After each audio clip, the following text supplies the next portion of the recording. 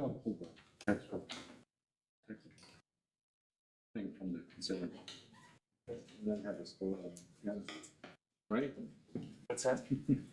I can pull the text for approval from the consent agenda and then have us vote on it as an individual package. Oh, all right.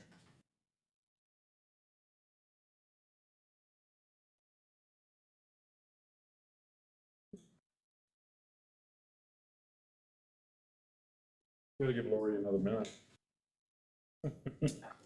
I know you're eager to go, Mike. No. This is gonna be a long sucker.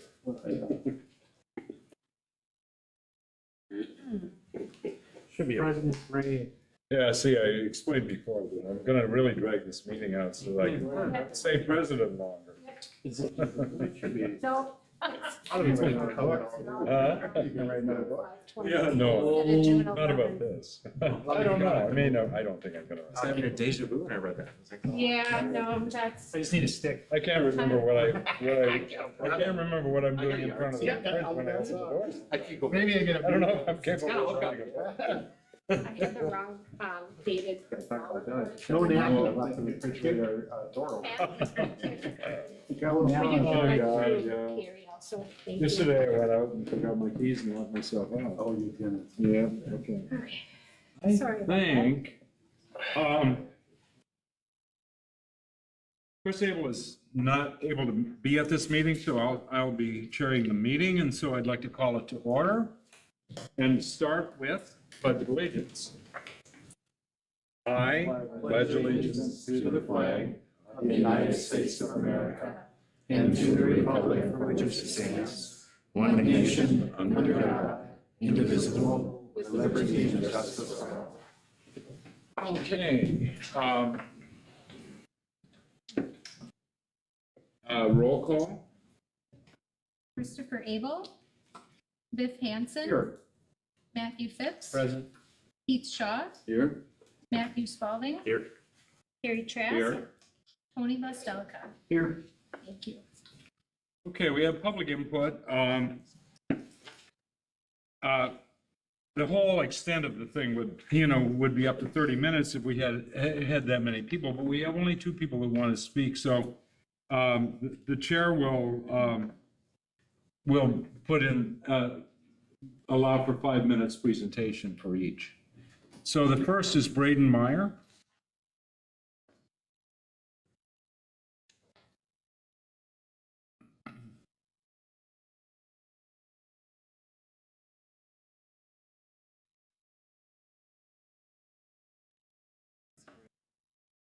Months for Liberty, Manitowoc County. We're a nationwide organization dedicated to fighting for the survival of America by defending parental rights at all levels of government. What I came here to talk tonight is that recently there have been some changes proposed to our district's policy regarding public comment at board meetings. First off, let me read the First Amendment to the Constitution of the United States of America. Congress shall make no law respecting an establishment of religion or prohibiting the free exercise thereof, or abridging the freedom of speech or of the press, or the right of the people peacefully to assemble and to petition the government for a redress of grievances. Over time, the Supreme Court has interpreted the First Amendment to apply to all levels of government, not solely Congress. Let's look at some of the proposed changes for our policy regarding public comment at board meetings. 2 changes essentially go along with each other. One change limits the duration of participant statements to 2 minutes. A second proposed change limits the duration of public comments to 20 minutes. That is a short amount of time for both. Those changes make the school board appear as if it does not favor and value public comment. Whether it be 2, 3, 4, or 5 minutes, the presiding officer should determine at each meeting how much time is appropriate to allot for each speaker in relation to the total amount of speakers present. The typical time allotted for public comment has been 30 minutes unless extended by the presiding officer, which usually gives everyone enough time to speak. When it is shorter, members of the public can be cut off or prevented from getting their full message to the board. Another change says a participant cannot speak on a topic more than once. That right there is a clear violation of our right to free speech and to address our grievances to the government. Another change states participants shall address only topics within the legitimate jurisdiction of the board. When asked in a previous board meeting what is considered within the legitimate jurisdiction of the board, no school board member could answer, which is an issue that can easily lead to the stifling of free speech. Anything that involves and affects our schools, school districts, school board as a whole, individual board members, and staff are appropriate to address to the board, as long as comments are addressed to the board as a whole and should not be censored. I've already seen the chair of a committee attempt to censor a school board member because he did not want him to address a current issue in our district. In our board member ethics policy, it states that board members will, quote unquote, encourage the free expression of opinion by all board members. It's a sad day when you see your school board attempting to censor its own members. Whether it be the school board, city council, county board, state legislature, federal legislature, or any other governing body, free speech must be preserved. Our forefathers died fighting for independence. They wrote and approved our Constitution to govern our nation and amended it with the Bill of Rights for the preservation of our freedom. No coalition should ever become powerful enough to govern us through the means of fascism, correction, as those calling for it publicly state. I'm a strong constitutionalist. I believe in the power of free speech, and everyone here needs to do everything they can to preserve our constitutional rights. Thank you. Thank you, Braden. Yeah, that was good. Barbara Post.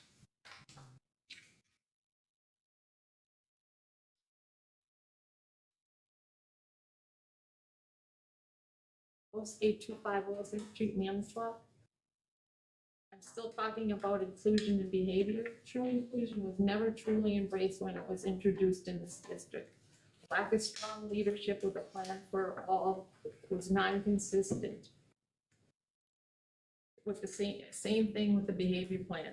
There was always new administration, new principals, new superintendents. It was like we were going through a wash list. And so each campus, to me, appeared to do their own plan. They adapted to whatever they thought was going. They didn't follow all the protocols. This was happening, but all the people were not aware of this happening unless you ended up at one of those campuses. This became more apparent when the major transition of schools when 6th grade and 9th grade moved and the Children's Riverview was closed, the kindergarten center. And then they realized that there was no cohesion. They didn't have people covering all those inclusive people. And I'm not just talking about special needs people, I'm talking about your general population. And then it became spotlighted because no one knew no one was on the same page, and there was a major shift to catch up people, try to get them back to where they needed to be. And people should have been aware of this was happening, but they, instead of looking for a major fix, they said that they will catch up. It needed to be addressed before that transition came in. A district needs a cohesive inclusion and behavior plan to be state compliant. Everybody should be on the same page. I mentioned that for I don't know how many months already. All students should be served according to where they're at. And it says right up there, engage and to educate and engage and inspire all learners to thrive in a global community. At that time, I was just trying to get everybody on the page where they would get their basics so they could keep going. And teachers, then Common Core came in and you were supposed to be able to go to any school and you should have all been on the same page. That was not the case in Manitowoc.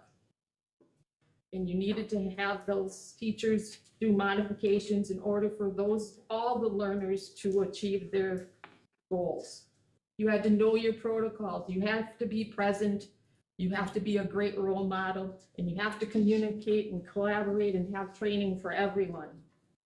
And so you're all working toward a common goal, because if you're at kindergarten, you're supposed to be progressing on to, so when you get to now it's middle school, that you can just go, because you're supposed to learn in 1st grade a basics, 3rd grade is like your hit, sixth grade, you should know all your basics and be able to take into junior or middle school what you've learned back there, and you can get electives and do what you want to do, then you have choices.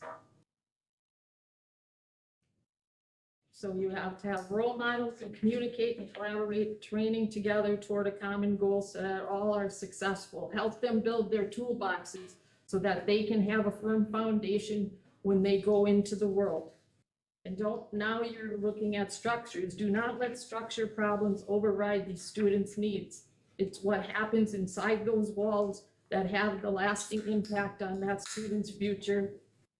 All students need a safe, fun, consistent, and positive learning environment, a place where they want to be, a place where they want to go every day, and they know that you're going to be there for them. But you have to have opportunities to learn and explore, and it has to be ever evolving. If you don't catch them and keep their attention, there's a lot more now because they're so vulnerable. There's so much more out there in the world, and they're already connected to the global community. You have to champion their strengths and not their flaws. Work with them. Know that they are a student and they need help. Lastly, I'd like to say I was a Washington student. I'm very proud of being a Washington student. Mr. Gibson gave me eloquent speaking. He said there's body language, there's eye language, and there's also the written language, and you should carry that with you. And also there was Mr. Burst there with social studies. There was a lot of people at Washington, and now I hear Washington is really not good. When I was there, Washingtons were the tares. We were the gold and blue. And when I went to Lincoln's, a lot of the kids that were with me at Washington never made it to Lincoln. A lot of them dropped out. Some took the really dire road. And when I go to Silver Creek Park, I think of Billy that took his life behind the watershed there. I think when I look at this, where you're right here, that trestle, there's Barbara? other people that jumped off that trestle. Thank you very much. Okay. You really need to engage these students. Good, thank you much.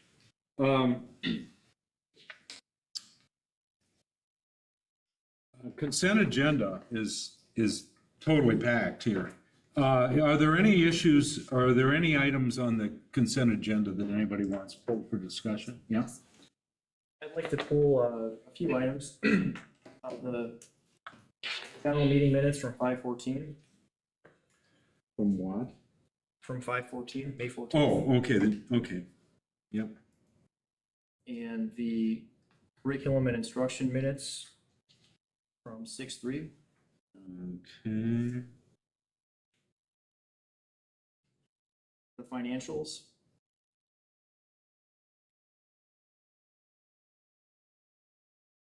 And Okay. PO 16. Just the monthly financial report? Correct. Yep. Okay. And PO 167.3 on public comment. Okay. Okay. Did we get the That's not part of Finance and Facilities Committee meeting minutes? That second read, is that part of? Oh, you would? Okay, that's B. Okay. And that's on- Which one? There's two on there. Well- Special meeting minutes. There's May 20th. and Oh, there there's is, June yeah. 6th. No, I want to make sure you're getting what you want. I June 6th. didn't see You the want general June meeting 6th, minutes on right? here, is what I'm saying. They're on there. The regular board meeting minutes from 5/14. Okay. May 20th or? I like May 20th. May 20th, okay. Okay. Tony, you want to raise your concern with May 14th, 2024? Oh, yeah. Regular board meeting minutes? Yeah, thank you, Carrie. Really, I just wanted to clarify, some of the minutes were kind of vague, and I thought I'd like to get them updated for the record. I'd like to add identity politics space in front of language.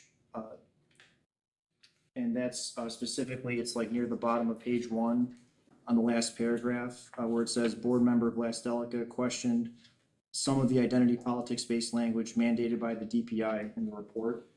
I just felt it was kind of an incomplete picture with the summary there, so I just wanted to have that right. How do you want it listed, Tony? It's, and I apologize, it's not dictation, it's just an overview, so I apologize if I left something else. So how do you want Yeah. it stated? That's fine, I just wanted to clarify it. Board member of Last Delica questioned some of the identity politics-based language mandated by the DPI in the Okay. report. Okay. Okay.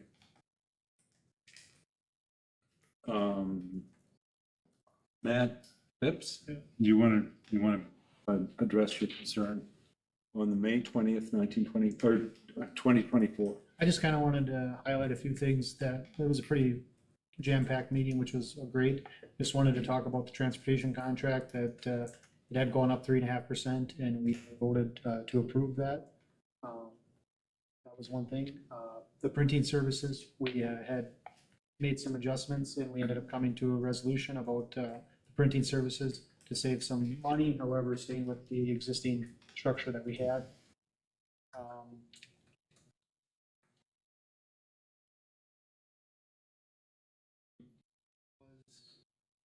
Are you changing anything in the Nope, minutes? just one. Just discussing? Yep. Okay.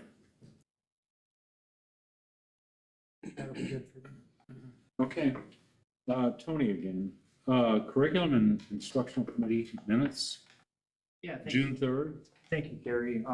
Again, I just wanted to amend some of the minutes and expound upon them for clarity for the public that may have missed the meeting. Specifically down at the bottom of page 1 where it says Tony B asked about how we screen books for content. I would like that to read, Tony V expressed concern with keeping explicit sexual content out of our school libraries and wanted this addressed in the plan. Okay, that's good. Being explicit, I'm sorry, sexual contact. Yeah, that's certainly accurate. Out of our school libraries, Yeah. and wanted this addressed in the.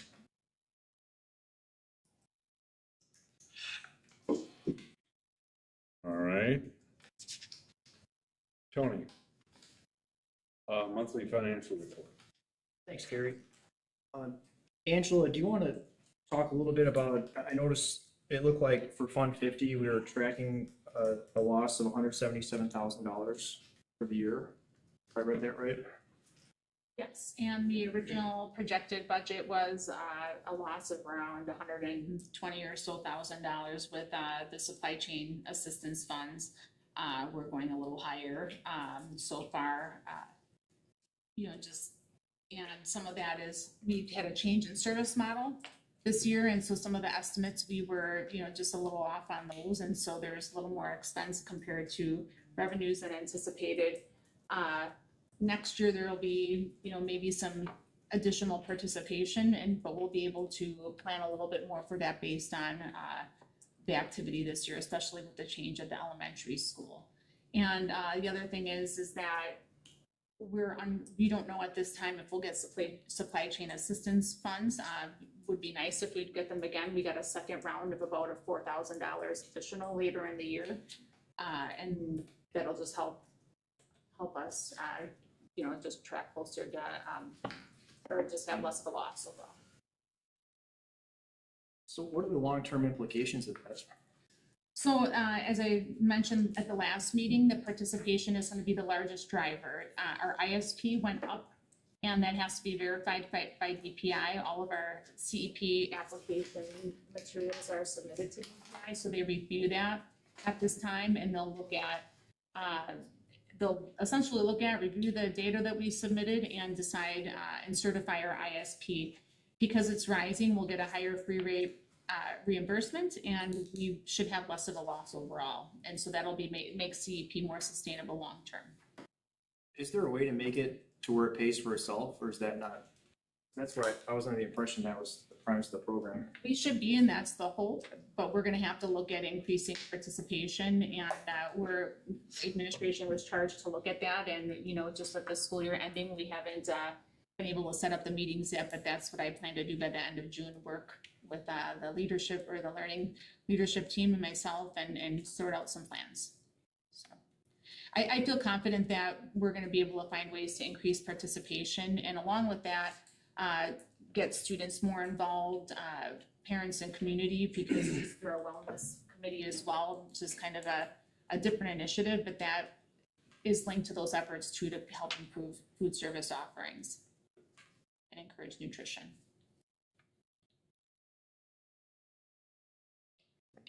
You okay? Yeah. Okay.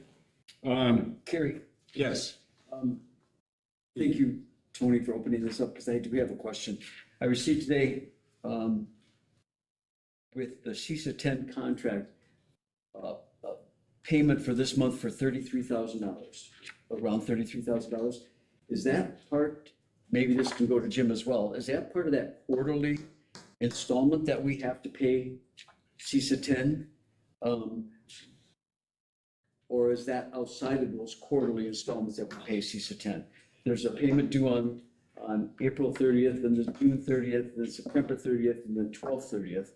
So is this $33,000 bill this month, is that part of that quarterly statement, or is that outside of that quarterly statement?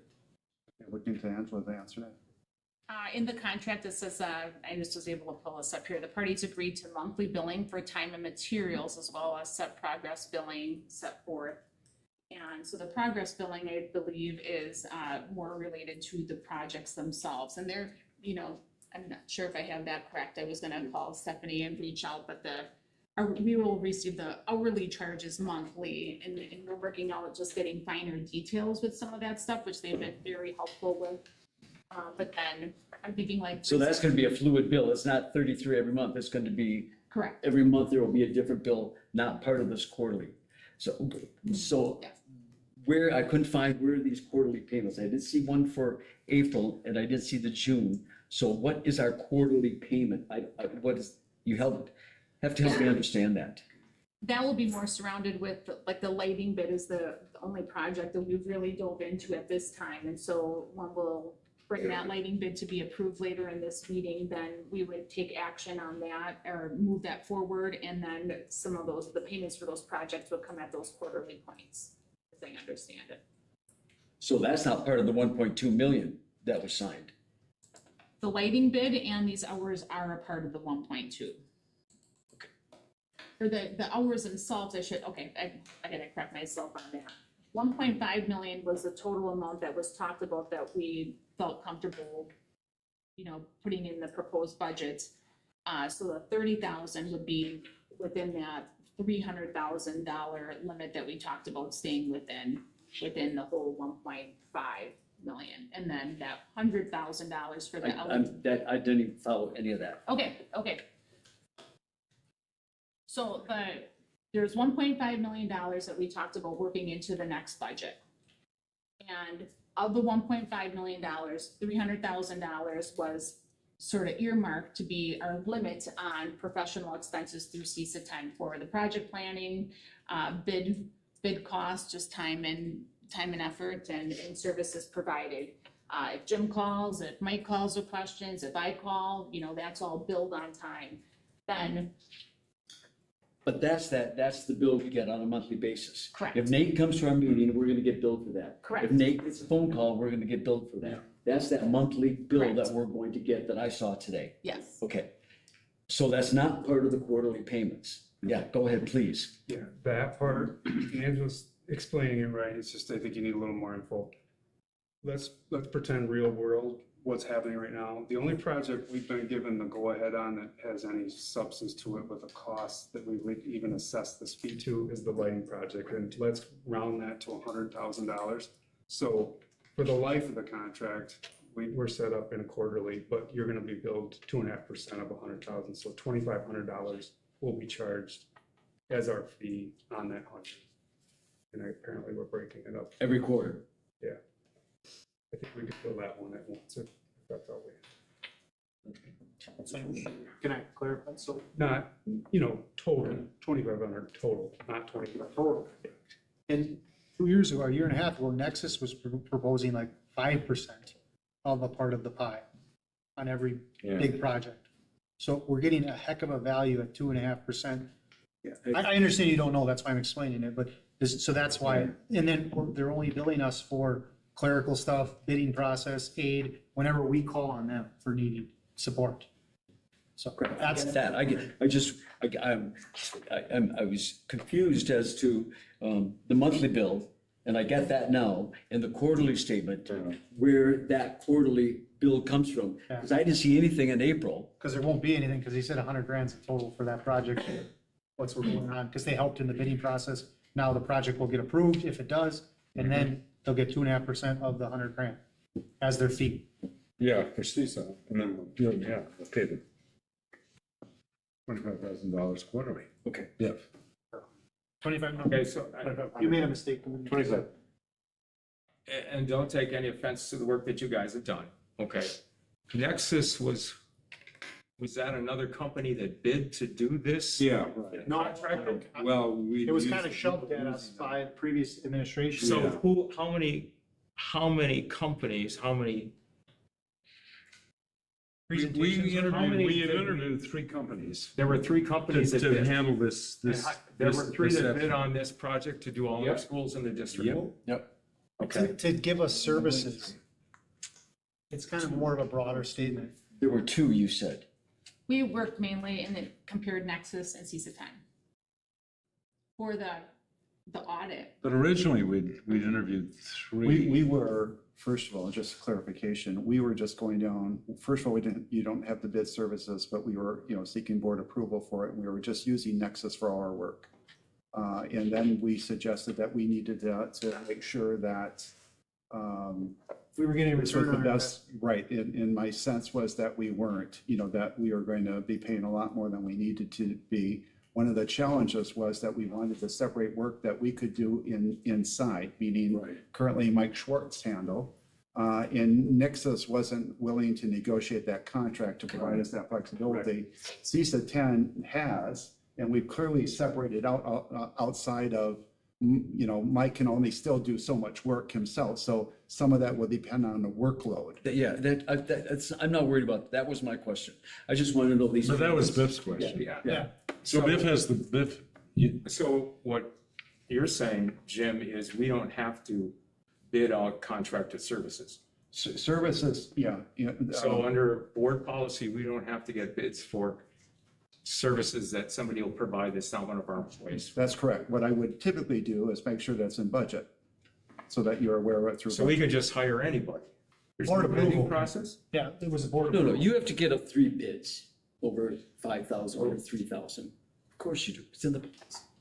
I think what he's saying, Keith, is that that does not apply to services. It's only like materials or equipment. Yeah, projects. Yeah. Yeah. So it's like a different category. We have to bid out. So like CISA 6, right, or like other services? we Well, use? that's another question I have Yeah. with this is, we could just hire anybody, or do we have to get bids from people who provide the service if they're not our employee? Service issue, typically government, bodies would typically not require you to purchase service issue. You have everything from architects, engineers, attorneys.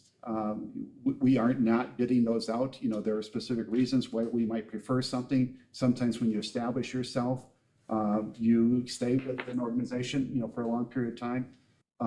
We have one organization right now that we rely on totally to help us design our technology, and over the last 10 years, we spent $1 million. That includes items that they're purchasing for us. Angela could clarify some of that. So services are typically not in there. What I would always promote is that you're aware of that through budget. Gary, can I speak? Yes. Just like the audit we just got done by Hawkins Ash, we stayed with them for over 20-some years, and then never went out to bid for that service. So it's That's fine. a I just wanna long-standing check- tradition. I want to check this out because I know. government agencies do it differently, that you have to have a bid. If you're contracting anything from $3,000 to $5,000, Municipalities are you different. have to get that. Municipalities. So I'm surprised that as somebody who contracts expensive items for the taxpayer, we don't have to get bids. That surprises me. If I can speak again, I would, that's why the board approved going into any of that. It was all discussion, all transparent. Everybody talked about it. We talked about it in open, and we actually interviewed them and listened to different opinions. And then we talked about it openly, about the advantages and disadvantages and how we wanted to maneuver the district and have the freedom. Because like I just said, I'll give you one example quickly about the air handling unit at Lincoln, Nexus had their fingers in it. And even if we wanted to do it ourselves, they were getting 4% of the job no matter what. So that took the freedom, the sovereignty away Yeah, from right, MPSC yeah, completely.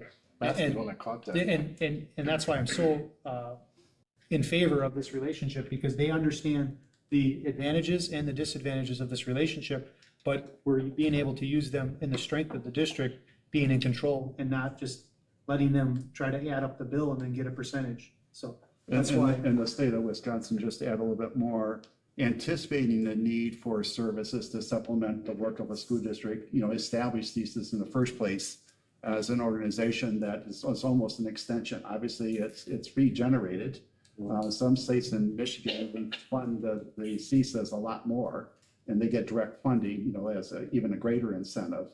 But they're kind of an instrument of the state to assist local school districts. If I can speak. Okay, One more, and I want to be clear about how the architectural agreement's going to go. If we do go that, obviously, they're going to want to get on the board about getting a percentage right off the bat too. So that's why it's prudent that the board picks the correct architect firm that gets the services that we need done, but not just trying to go for a big fish to get paid. That's my opinion. Yeah, I thought we got the best deal. My question was answered a long time ago, so thank you. Thank you. Yes, okay, is Thank there you. further discussion about the monthly financial report? Okay.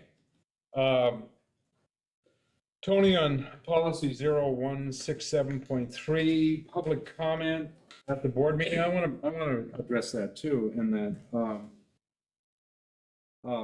when I look at it today, I mean, I think I want to pull it entirely from the consent agenda, just that,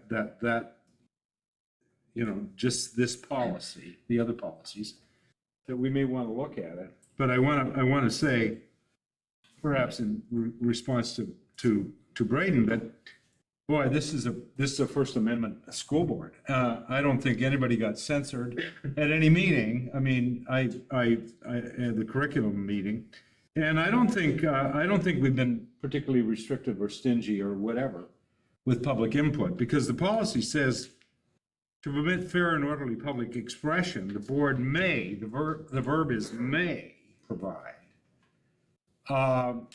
This is something we do provide, and it's not the only way that a citizen can communicate with this government body. So, but I do have some question about in this revised policy proposal. It says two minutes. I guess I would. I'm gonna be honest, I thought we went through this. and We did go through We this. changed it to 5 and 3. Why is it in here 2 and 5? That's why I pulled it, because that's You what did. I was. Yeah, I was thought it was kind of amended to 5. Am I hallucinating, or did we not? do Yeah, that? right. I'm glad I wasn't It hallucinating. was amended to 5. Okay. And you okay. also It amended says the two 20 here. back to 30. To 30. Why we got this copy? Yeah, I don't know. Yeah. Okay. That's why. Okay, good. That's why we needed to do it. And 30. Okay. Let's have that as a, let's that have as a, do we need to do it as an amendment to make it sure? Or, So if I may, you already acted officially in official capacity Yeah, I thought we to did. amend it to the right, to what you voted on, 5 and which 30, was yeah. 5 and 30. Yeah. So technically, if you pass the policy, you've already amended it to what it needs to be. You can just make a motion to Correct them, correct them. approve with the make it corrected version. clerical correction. Yes. Okay. And then we'll put it back in the consent agenda. The other thing on the consent agenda is that I'd like to pull, for no controversial reasons whatsoever, item N in the Lincoln High School textbook adoption, and vote on that as a package separately, okay? Just to affirm that the AP Government, AP Psych, Advanced U.S. History, World History / U.S. History Civics, the textbooks pertaining to those courses, to give that give that its own vote, okay? Is there anything more on the consent agenda? Hearing none. All those in favor of the consent agenda signify by aye. Aye. All opposed? Okay, Gary, I just have a question. yep. So we pulled, is the motion going to be made to as amended? Like in the past, we approved the items that were not pulled from the agenda. The board made a first and second motion and voted on that, on those items. And then we did a first and a second motion and vote on each of the items that were pulled from the agenda. Oh, do you want to do that? It's up to you. I think we want to just put them back in since the discussion has been, that. With the issues- amendments that he made. Yeah, but we said Right. that, that's It can be a noted- clerical correction, yeah. With the amendment. But I to think minutes. that since there's no abiding or Okay. major issue Okay.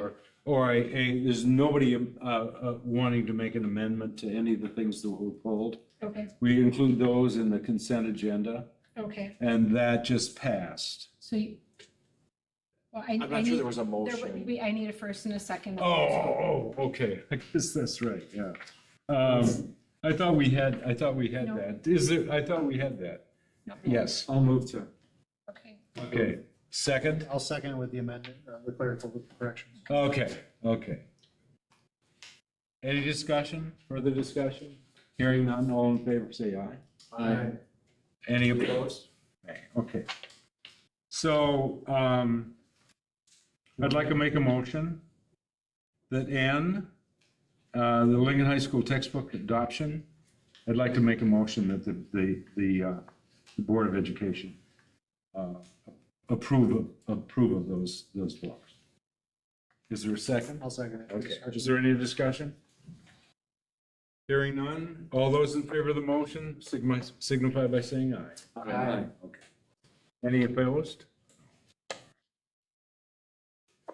We don't have the student representative here, No, she was unable to attend, so there's no report. so there's no report. Okay, will we get that report next meeting? July, July. hopefully in July. The senior representatives have not been elected yet. So as long as there's a, That's just, Ellie can the attend. one that's in there now stays in Right, until correct. replaced by another election. Okay, report of the superintendent. District priority goals, just a comment in terms of, we did get the information in terms of our reading scores, and we also had some assessments on math scores. And so we had, the reading scores came to us on Friday, we had graduation and everything. I wanted to clarify something, with our directors, but I just sent that out. We typically, reformat some stuff. And so you have that under separate cover, just forwarded that. I haven't really had a chance to digest it. I think we had gains in some retraction, in terms of last, but overall, I believe we met our target goal and exceeded in some cases. But again, the directors will come back with a report on that through the committee to the board. Oh, okay. And then on the facilities are, involved right now in terms of its next stage. The assessment's been done, and so that's been picked up by committee. And so that will be further discussed here, and there's nothing on the culture one at this time. Okay, yeah, all right. In terms of district activity report, there's nothing to report other than what a wonderful graduation. I understand too, I was the first one. graduate. Really good. And today I would just report out that directors had the principals in for a last end of year meeting. And it was really great listening to how they started the year, where they finished the year. And my sense was they feel so much more prepared for going into next year. It was just a very positive meeting. So That's good. that happened this morning. That's good. Okay, any questions? Yes, those. Wanted to give a shout out to all the staff and students involved with their hard work this year. We know it was a big lift for everyone, and your hard work paid off, so great job. We're all proud of you, and the community's proud of you. Keep it up. Yeah, good. Okay, I second that.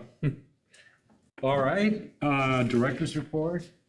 Lee, send us a report. Are there any questions? Do you have anything more to add, Lee? Or I? Yeah, so everyone, so what we do is we'll send out this document, and then all of the directors populate with their specific areas. So each area is represented, and We'd be happy to take any questions that you may have about any of the items. The other thing I would add to that too is Lisa's things intended to be on here. That's just, we're just pulling her in, she submitted stuff, but not in time where I wanted to put it on there. It's just, so I sent that to you under separate cover. Okay. But she will be a part of this. I love that. She will be part of this regular report, and there's so much going on in this particular area.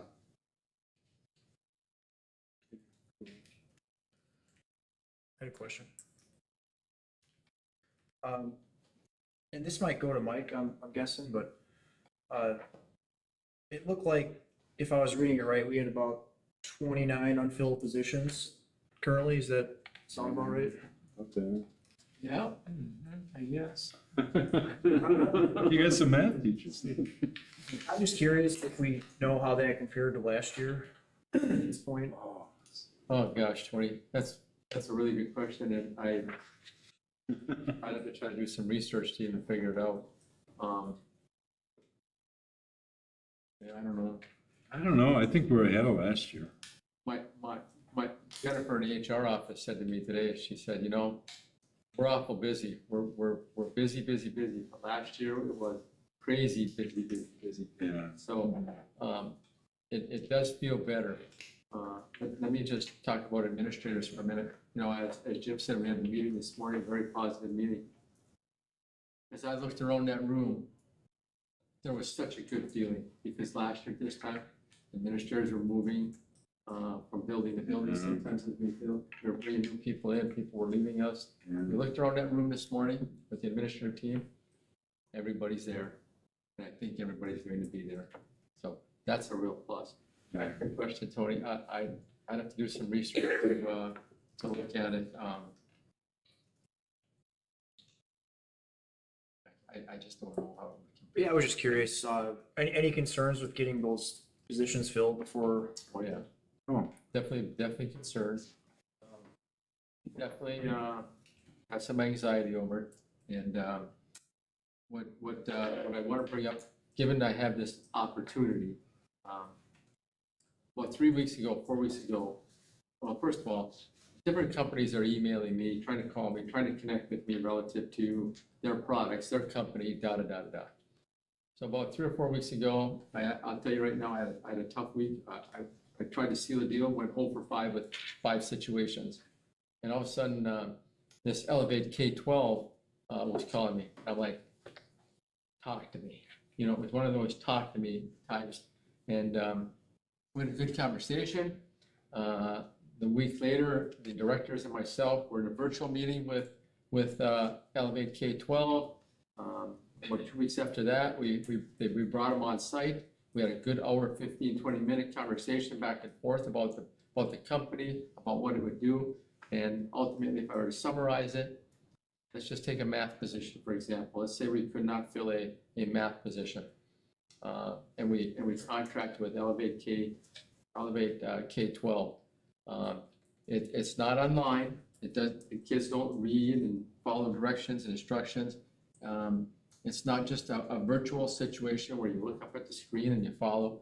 It's a virtual situation where they can see all the students in the classroom. Like if they were virtually teaching us math right now, they'd be able to see all of you. They'd be able to know you by name, et cetera, et cetera. We would have a classroom coach in there. It may be a long-term sub. It may be a current teacher. It may be a para relative to monitoring and managing classroom and behavior type of things, X, Y, and Z. So then, I may be getting a little lengthy here, but bear with me because I think this is really important to take this opportunity right now. Milwaukee, they Elevate K-12, we've got 150 schools. I contacted Baraboo, talked to their high school principal. They contracted with Elevate K-12 for 4 chemistry classes last year. She said it went very, very well. I contacted the high school principal at Partyville.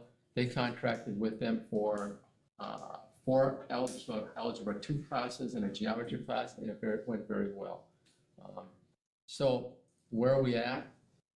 Well, if we cannot find a human being to be in front of the students, we'll probably be coming back to you relative to going maybe with this company. I have it on the agenda for July 1 with the personnel committee, and they're coming in Phil and Ally are their names, they're coming in alive with the personnel committee. So it's a situation of, it's a last resort. If that's where we gotta go, that's where we gotta go to provide some instruction. Am I anxious, Tony? Absolutely. Absolutely nervous about filling all these positions. If I wasn't, I don't think I'd be human. Oh, yeah. What I say is good news is we have all our administrative positions filled, right, our principals? Right. Which is really good, even though you did magic by pulling out some good experienced retirees Yes. to assist us this last year, but having the leadership at all those schools is critically important, and I think we've got some really great people. Just curiosity, because I know you had said you met with administrators today. How did that go? Because this whole year was a important year kicking off, SFA and all that other stuff. Did anybody express anything like, I mean, the principals, the ones that were I there? think you heard from me and Mike. I would turn it over to Lee and Heidi. You know, what's your take? You know, they'll be reporting directly to those two individuals there, so. Just curious to know what they thought. Well, we did capture, notes of their celebrations, and so we also had them share. We had basically every principal share what we called maybe not an elevator speech, because those are like 30 seconds. So we did a wait in line at Cedar Crest speech, which is 3 or 4 minutes, right? So each principal, everyone knows how long that takes, unless it's really busy. Then each principal shared some highlights of the year, where we had them frame them and include some student achievement or student engagement data, as well as what their hope from learning from this year to what next year will bring. And each of them were able to sort of, all share with each other some of those things, and along the way, some challenges and how we overcame those challenges. But I would agree with what Jim said earlier, is I really feel a sense that they feel so much more confident and secure in their work in their schools, but also with, the hard work that was done this year to implement new curriculum. They're all very excited about bringing, we need to bring a math goal back into play here, and we're going to provide some professional development with bridges. That is going to be pretty critical in helping our elementary teachers get a better handle on some of the tier 1 instructional practices that may have fallen off the map a little bit with the shift of focus. We definitely want to see that back in. But I mean, it was a very positive and constructive meeting that focused on student learning and moving forward and continuing the trend that we've begun. I'll just add a quick highlight. One of the things that really stood out to me was a lot, like Lee said, a lot of celebrations about growth that students have made. But we also talked about behavior over the course of the year, and just that data point that 91% of our students don't have behavior concerns. I didn't hear that. Do not have behavior. They don't show up in the data for behavior. So 91% of our students are thriving and don't have any behavior referrals. And so we actually, when we talk about the behavior in Manitowoc, that there are definitely a few challenging students, just like there's a few challenging people in any room that you're ever in. But that really we're excited about that idea that really it's 91% of our kids that are really thriving and doing well. So that's a celebration that we don't always hear that data point. So that's just one I wanted to share. Well, it's been a major complaint ever since I've been on the board. And we're starting to make some real headway on that. And I know there's a behavioral plan in the works here, and that may just mop up what's left. With positives, with positive change in academics, that'll slowly go down, and that's fantastic. Most of the teachers that contact me or I contact them are pretty okay. I mean, and we had a lot of retentions this year too. Good. Pretty good signs, I think. Is there anything more, Lee, that you want to say? Anybody got questions or concerns or? Okay. Thanks for the report. That was a good report.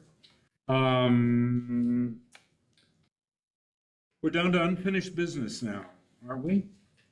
Yep, down to unfinished business. CESA 6 contract. Mike, are you going to talk about that, or who's going to talk about that? Angela? this was included, There was nothing on board pertaining to it. I just saw it was there and I asked Lisa Singh to provide some information, not knowing who added it to the agenda. I added it, but Oh. mine, as my addition was just strictly information for the board. And the reason that I added this is because of our conversation, a couple of weeks ago at the finance meeting. And I couldn't agree more with Tony and Matt when they said that I think we need to be jurisprudence to our taxpayers and make sure that the taxpayers are aware of what's going on. We talked about the difference between a $4,000 bid on providing our printing services. And so in reflecting on that, I did some investigation. And this is by no means contrary to anybody else's belief, but I'm not out to get CISA 6. I think CISA 6 has done a wonderful job. I'm not out to implicate that they haven't, and I'm not out to state to anybody that they're not doing the job that we wanted. But there is some interesting information that I think that we need to be aware of. And the cost of CISA 6 services to our taxpayers and to the board, and I'm not sure that the board is aware of these, so this is what I brought it up for. In the past 2 years, the contract use of CISA 6 services have gone up remarkably. In the year 2022, the CISA 6 contract per hour was $100 an hour for the services that Manitowoc Public School District used them for. So it was $100 per hour that CISA 6 personnel were getting for our contracted services. After that, the 23-24 school year, because the usage went up, the contract dollar amount was for $85 an hour because we increased their services. And again, the new contract that was signed by the Manitowoc Public School District for the 24-25 school year initially started out at $97.5. That was in February of 23. And then in April 18th, just before the new board took over, that bid or that contract was increased to $108,000. I saw no minutes, I saw no board discussion, and now we're looking at $65 an hour for services. And I'm just wondering, taking a look at that amount of money and those services, that's a pretty good average hourly service that could we use in Manitowoc Public School District? Couldn't somebody in this district apply or could have applied for these positions? And I don't know, I didn't read anything in the investigation that was ever even discussed by the board that we have $100 an hour pay, then it goes to $85 an hour pay. And our new contract on April 18th that was signed for CISA 6 is $65 an hour. And the services have just been escalated and the amount of time that we're using CISA 6 has skyrocketed. So it's just information. I'm not after CISA 6, but I do think that if we're doing jurisprudence to our district and we're looking at these kind of salaries, that maybe somebody in this district could really use a job to that caliber of finance, rather than contracting those services out. We have people in this district I know that can do marketing, and I know they can do advertising, and I know they can do printing. We have tremendous talent in here, and I'm not sure that we as a board did the right thing by automatically contracting it out without any discussion by the board for those kind of salaries. So that's why I brought it up. The end.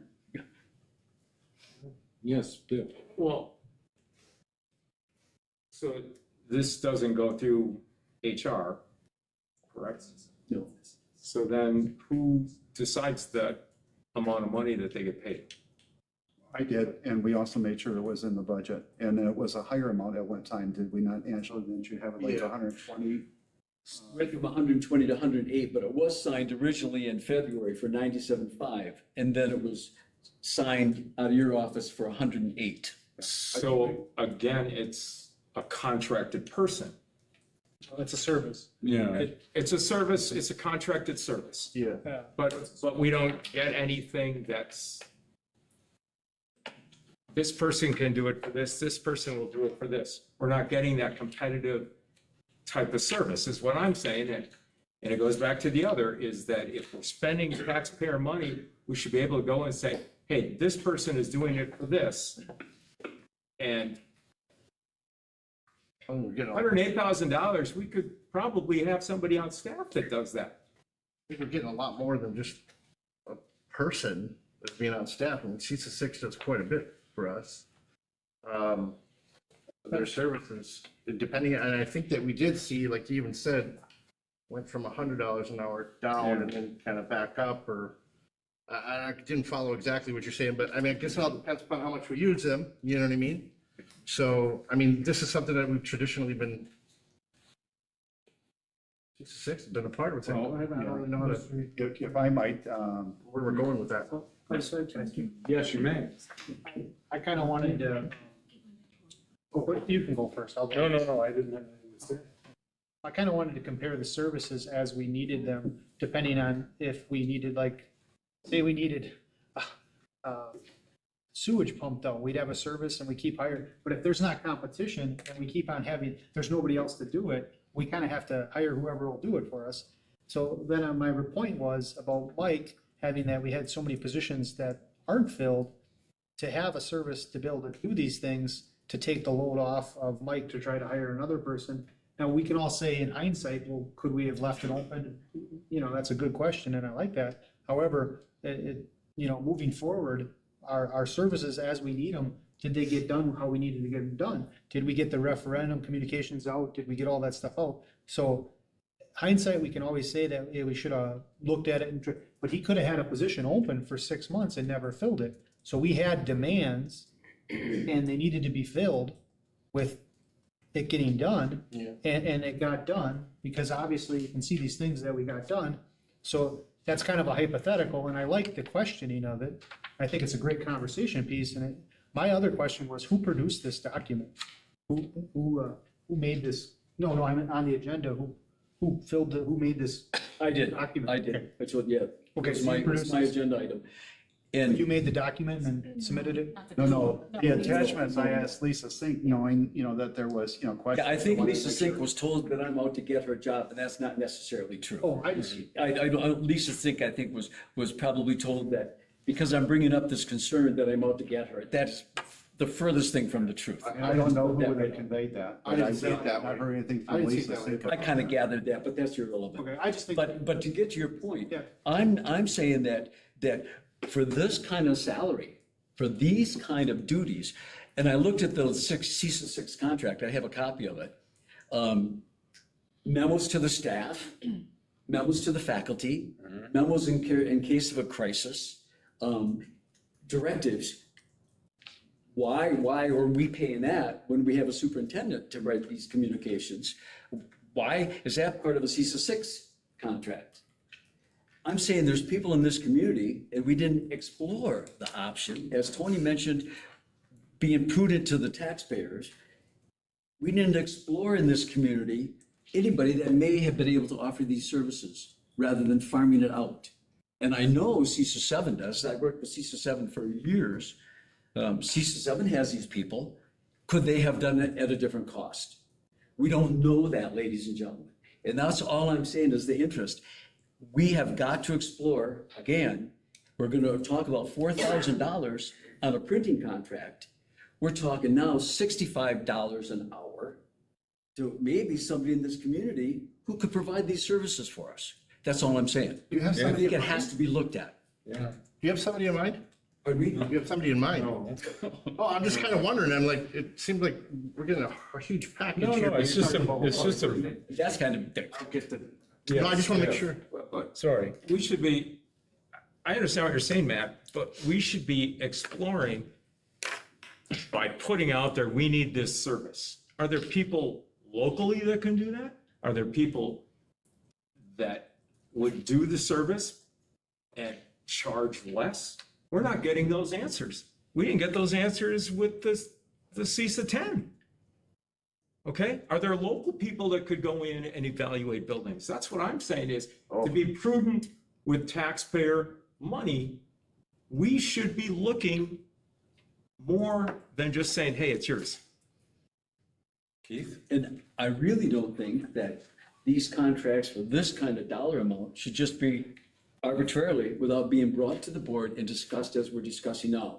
Open, what are we getting for, who have we talked to? I don't think that it can be just arbitrarily signed for and given another seesaw when we belong to a seesaw, and not giving our taxpayers the right to apply for these jobs, just arbitrarily signing a contract from 97.5 in February to 108 in April and not even come to the board. That's all I'm saying. So if I could speak. I think it's, go ahead. Through services, I think it would be in the purview of the superintendent or the director to have to make management calls for services. I understand bids and materials, but essentially, at that point, the board would be micromanaging all actions of the superintendent's office if it was over, what you're saying. So, because it's a fluid thing, it's not like you're gonna go out to bid for, unless you're gonna say you're gonna go out to bid for services of the year of X, Y, but you don't know what the services are gonna be as they come up. So I understand what you're saying. I think it's a good idea. However, I think the fluidity of it, the timing of it is unrealistic for a captain of a ship or the superintendent of a district to be able to maneuver that way. But if the board doesn't have trust in the superintendent, I could see making a directive to try to ask for more information depending on where they're going or what they, like, if you want to make a directive to the superintendent's office to say, I'd like to see the marketing department and where we're going and how we can go out to bid for services in the future, I think that would be a great idea if that's what you're looking for. But to micromanage it from the beginning before, then superintendent's not going to know what to do ever because they're going to ask for the board to approve all aspects of their job. It kind of is already stated that way in the contract for purchasing of services, which this is, that anything over $3,000, you made the amendment to go to 5, which we haven't talked about or passed yet, but anything over $5,000, 3 bids have to go out. So it is there, Matt, that these need to go out to bids, and that's for $5,000. This is a contract for $108,000 to sign. There's no conversation. So basically, there is a policy that has not been implemented and instructed and followed. I think that we have so much going on. We have so much going on, and adding all this stuff to send it back. We have to. This is something we've been doing for a while with CISA 6. I mean, I get maybe in the future if that's something that you want to make change, but for right now, we just have a lot on our plate, and now you want to add even more.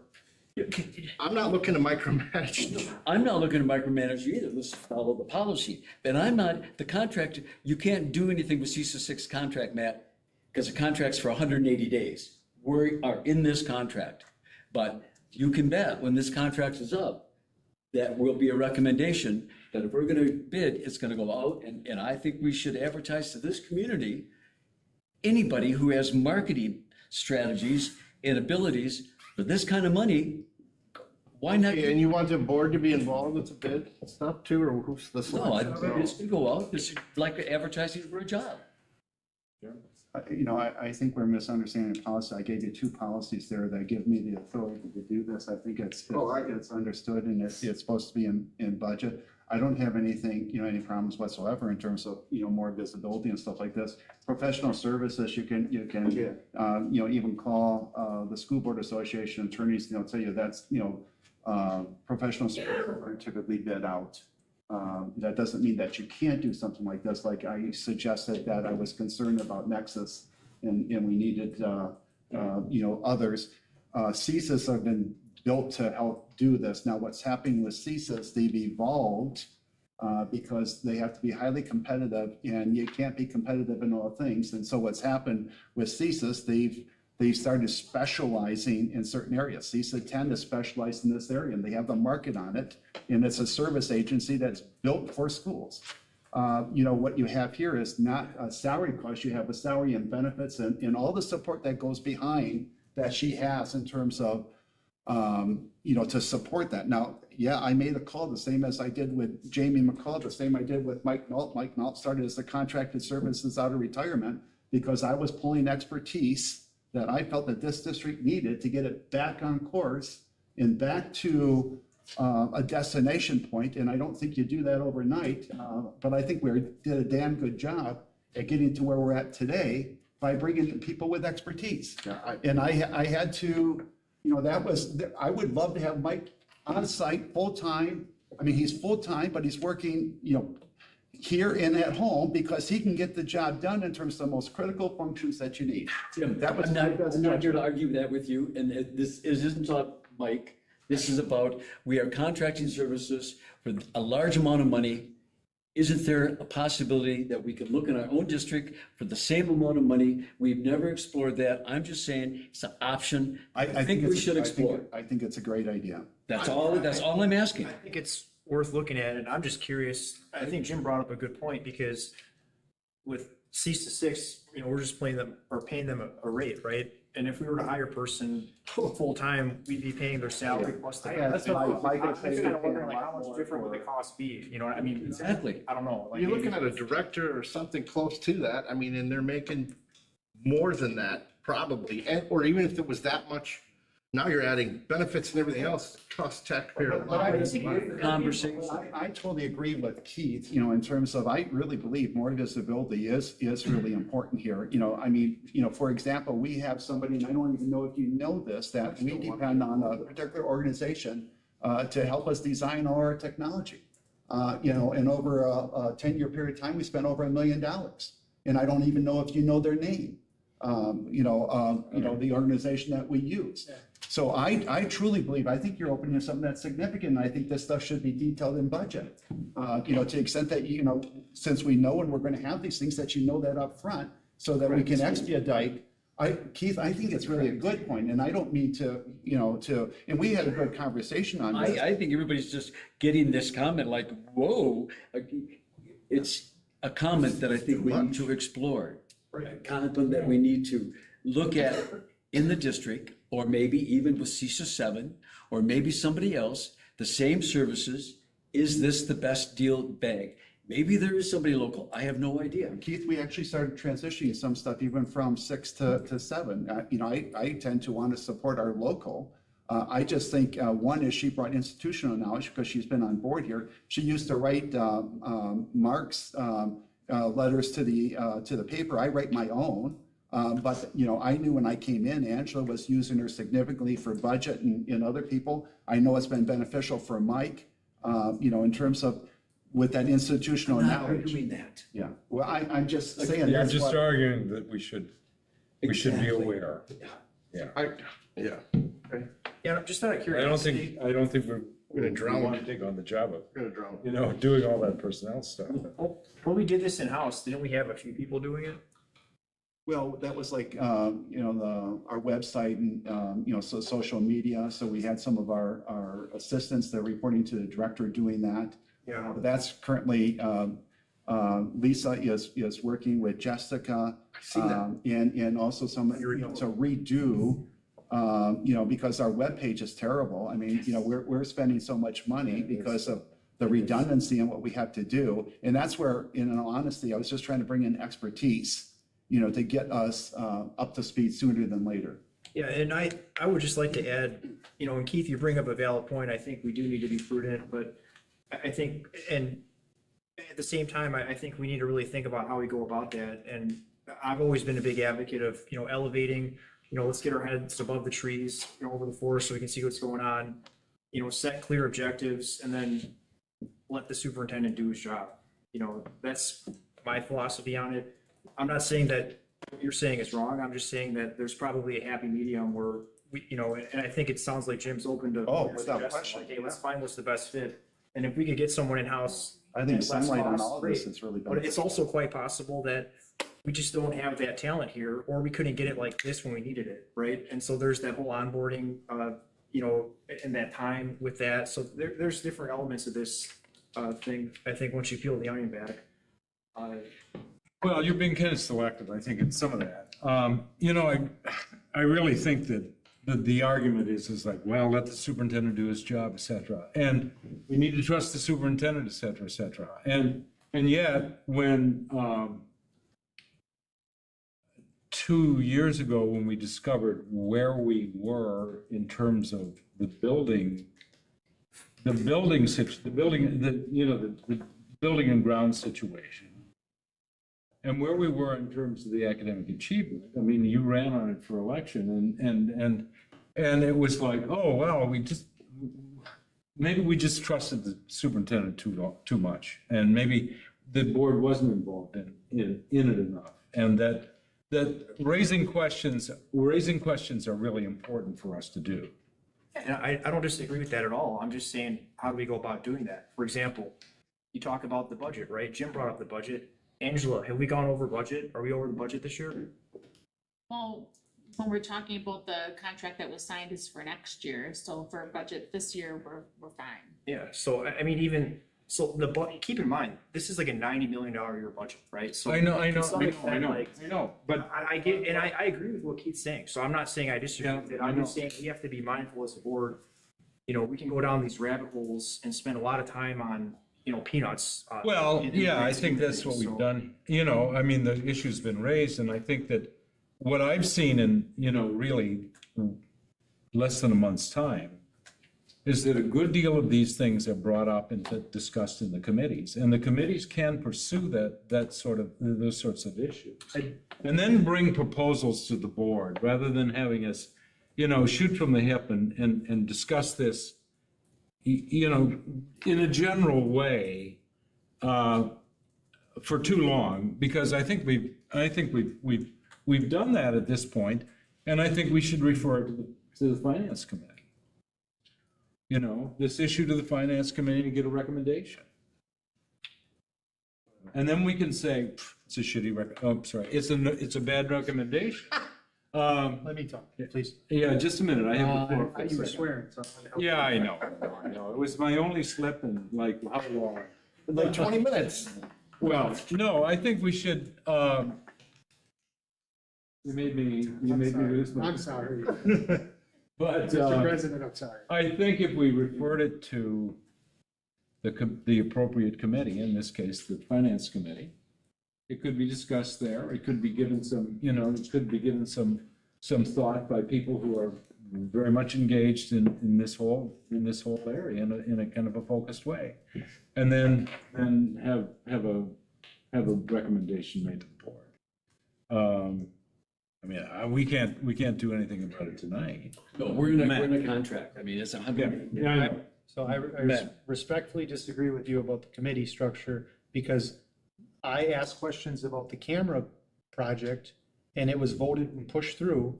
And now we're getting a camera project for $300,000, I think, around that or more. And I had no other bids seen, and that's a project going through. And I had no communications about it, and it was told to go for it right away. And I said no on the committee level. And now it's going to get, we're going to talk about it again. But well, we're going to talk about it. I'm just saying, you can put it in a committee, but it's not going to necessarily get talked about. Well, okay. Okay, but there's the instruments that we have. With a fine line of any time. Okay. I'm gonna have us move on. Is there any further discussion of Roman numeral 8A, CISA 6 contract? Is there? I think that's what we were just talking about. I know, that's what we were talking about. Okay. I want to go on to new business A, curriculum committee. First issue I think we'll take these one at a time. The firefighter course, we had a good discussion. We had Todd Blazer, the fire chief, and the assistant fire chief, Ben Krenick, and Assistant Principal Longmire, and there's clearly a demand for this, and there's a shortage of volunteers. There's a shortage of people going into firefighting. There's an interest, and this proposal for this course would generate people who could be volunteers in, the Silver Creek Fire Department after finishing the course. Might even consider having careers in it. And so it seemed to the people on the committee on the curriculum committee, that this was a solid proposal. Matt Phipps, made the motion that we accepted, and it was voted unanimously. So I'd like to recommend it to the board for approval. Second. So move. All right, is there discussion? Yeah, I just wanted to highlight the cost, was $2,500. I think that's a huge return on our investment for the community. Like, Mr. President said here about how, we have volunteer fighters, fire district, volunteer firefighters around the county that, have lower enrollments than ever, and we need to revitalize that. And I think this is a great way to help the city and the county, because there's just truly not enough people getting into it anymore. And this provides a path for our young educated students to get into it right away, and the trainer is being provided at no cost to the district. Yeah, we don't have to provide a teacher. So I think that is amazing, and I really am excited to see this move forward and talk about how so many more people hopefully are signing up for that kind of stuff in the future to stay involved in our community, because it's a dire need, and we need those volunteer firefighters and the city firefighters to be able to take care of our needs. So thank you very much for everybody that's been a part of this. I know it's been in the works for quite a while. It's just an amazing thing that we need to move forward with to help our community. Cool. Students from Roncalli and Lutheran will be also invited to take part, and that's good community relations too, I think. Thank you. Do you want to say anything about this? Just that this is an awesome partnership, and I appreciate the city. We had, meeting. So this is an LTC course. The students will receive LTC credit. We will be coming back to you for firefighter number 2, because at the completion of that one, as we've said, they will be eligible to serve on volunteer departments. And, to the city's point, they're going to provide instruction. We don't have anyone on staff certified to teach firefighting, which is awesome, because otherwise we wouldn't be able to do this. So really, LTC's course, the city's teacher, we're providing the facilities and the materials to make this happen. And just a real, thank you to Chief Blazer, the mayor, for kind of giving the thumb of approval to have someone on staff at the fire department during their time of work, come in and help teach our kids. Okay, is there a motion to. We have a motion on the Motion floor. and second. We got a motion and a second already, yeah, that's right. Is there any further discussion? All those in, Just a comment that what's real important is it just doesn't develop future firefighters. These programs, all of these programs, help kids decide, is that what I really want to do? yeah, right. And kids in high school need to find those things out.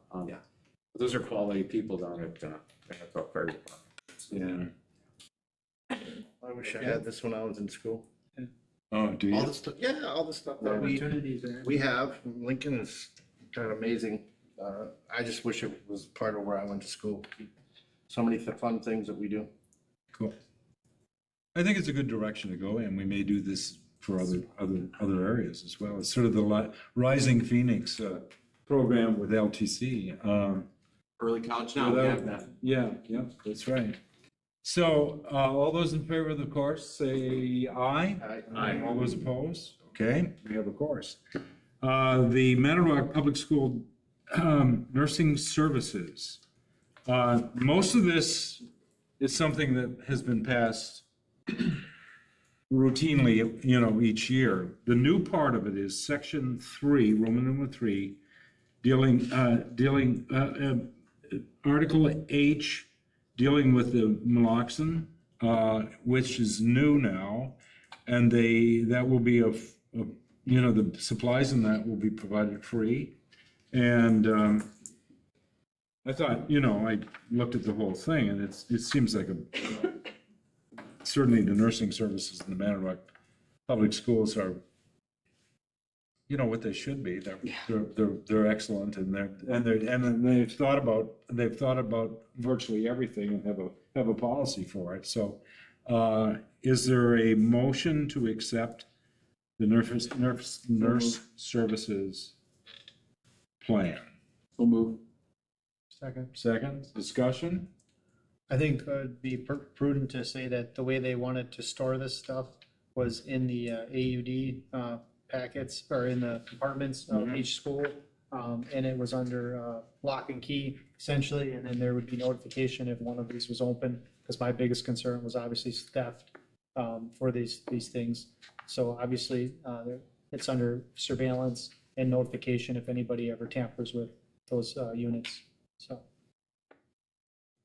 Okay, further? Do you want to comment? Okay, call the vote. All those in favor? Aye. All those opposed? Okay, passes. Manitowoc Public School District Library Plan Proposal. What they're planning here, what this proposal is they're proposing that they make a plan. And admittedly, currently, we're a little out of compliance with the Wisconsin statute 43.070 parentheses Z 3. So this is simply a proposal that they will make a proposal. They will plan and make a proposed plan. And this did not receive the affirmative recommendation of the board. I mean, of the committee. It was a 3-3 vote, but we put it on the agenda for the whole, 2-2 vote, yeah, 2-2 vote, yeah. Put it on the agenda for consideration in tonight's meeting. Tony had an objection. I don't know if it was so much of an objection as I think you correctly stated what your goal was in revising the minutes of the curriculum committee meeting. To say that you want, sexual content material, treated with caution. Yeah, I mean, it's a concern of mine, and, I had a lot of people talk to me about it through the years, and this is the first time I've actually seen hard evidence of something in our library that I thought was borderline, it was totally inappropriate, right? Like, I wouldn't want my kids reading that, not even my adult children. So it was just something that I feel that, many in our community wouldn't be in favor of if they were to see that. And I really appreciate, I had some good conversations with both Lee and Jim about this, and the people at the committee too. So all the staff that were there, and I thought it was a good exchange. And I appreciate, some of the updates that, came about, specifically looking at goal 1. They added some language around the age appropriateness criteria at each grade level. And I think that's a great step in the right direction. I really appreciate that. I would like to suggest that we add some additional language just for clarity that I think would be consistent with addressing my concerns and many people's concerns, which would include no grade level shall contain sexually provocative or suggestive content. Just for clarity, it's just that there's no ambiguity going into this thing, and that everyone will be on the same page moving forward. So. No grade level? Correct. Senior high school? Not senior high school? I mean, I don't know I think provocative is a kind of a slippery slope, but you want to add that to this? I would like to add it, and I could read some of the stuff out loud again if you like, from the guys that weren't here, but it was. This is a proposal. This is a proposal, so yeah. shouldn't those comments go back to the committee for their new proposal? That's what I thought. That's what I said in the committee. Yeah. I said, as the chair, I said, I think that's not relevant to the issue, which is the issue, and that is to authorize a plan to be developed. Correct. And when it is, then the board can say, well, we think it's sufficient in this. And at So I that make the point, motion that we authorize the plan to be developed. okay, is there a second to that? Second that. Okay. Is there further discussion? I thought this was Yeah, already. I would, if I may, just to clarify, so based on all the conversation that happened at the committee level and the plan, I would concur that the idea of this plan is to file with the DPI, the vision of the Manitowoc Public School District in relationship to our library system. Their goals are specifically around helping our libraries promote literacy, like we are trying to do in raising student achievement. And part of this, they have a recognition that they'd like to create guidelines around buying books, which most libraries have. Yeah.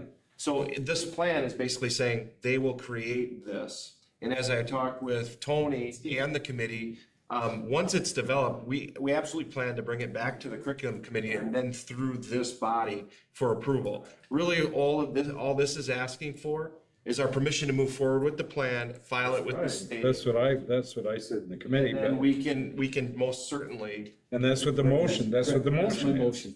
That's what, yes. Because right now, we have no way Correct. to answer concerns like that or do anything about concerns because there's no plan to take care of things. So let that plan be developed. We have a plan for the back end. So we have a board policy that says if somebody has issues with either materials in the classroom and curriculum or in the library, that they can in writing submit to the principal their concerns. There's a specific template that they would use, and then a committee is formed at each potentially building, if it was in multiple buildings. And then those committees respond and then comes to the Office of Curriculum Instruction and then goes from there. So there is a reactive way to handle concerns. Sure. But there isn't a proactive way to help us not get concerns. Exactly. By having the right things on our shelf, which is what the librarians are really promoting here. So if we have a plan to help them make those decisions before they're on the shelf, that would be a good thing. Right, and I agree with that 100%. And the only thing I was suggesting was, to get a little bit more clarity around age appropriateness and what that means. And that's why I suggested adding that language, which I think is. And I understand that, Tony, but what you're doing is you're affecting the plan before they even discuss anything. Yeah, right. They should have, that committee should have the ability to take your input if you want to talk to them, and come up with a plan, but you're stopping that from even happening by doing it before they have a chance to sit down and talk about this. You still have input to that committee. Yeah, I mean, I guess, yeah, I mean, I'm fully in favor of, we've had a lot of people express the fact that there's way too much top down here. And you don't think so? You No, I didn't read- did you I read just the literally faculty addressed it surveys? in a different situation earlier. A lot of top down here, and I would like to have the teachers the librarians in this case, take a hit at this first. And then for us to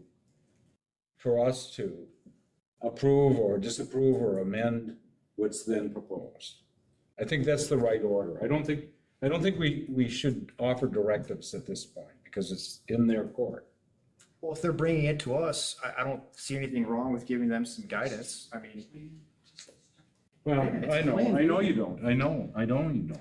Yes. The reactive plan you were talking about for things that are already there. Yeah.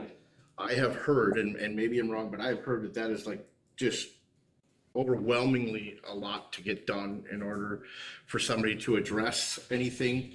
And that's why I'm not sure why we even, it bothers me when we have this discussion because I'm not sure why there's even a discussion about anything in high school, middle school, or elementary regarding sex outside of health class.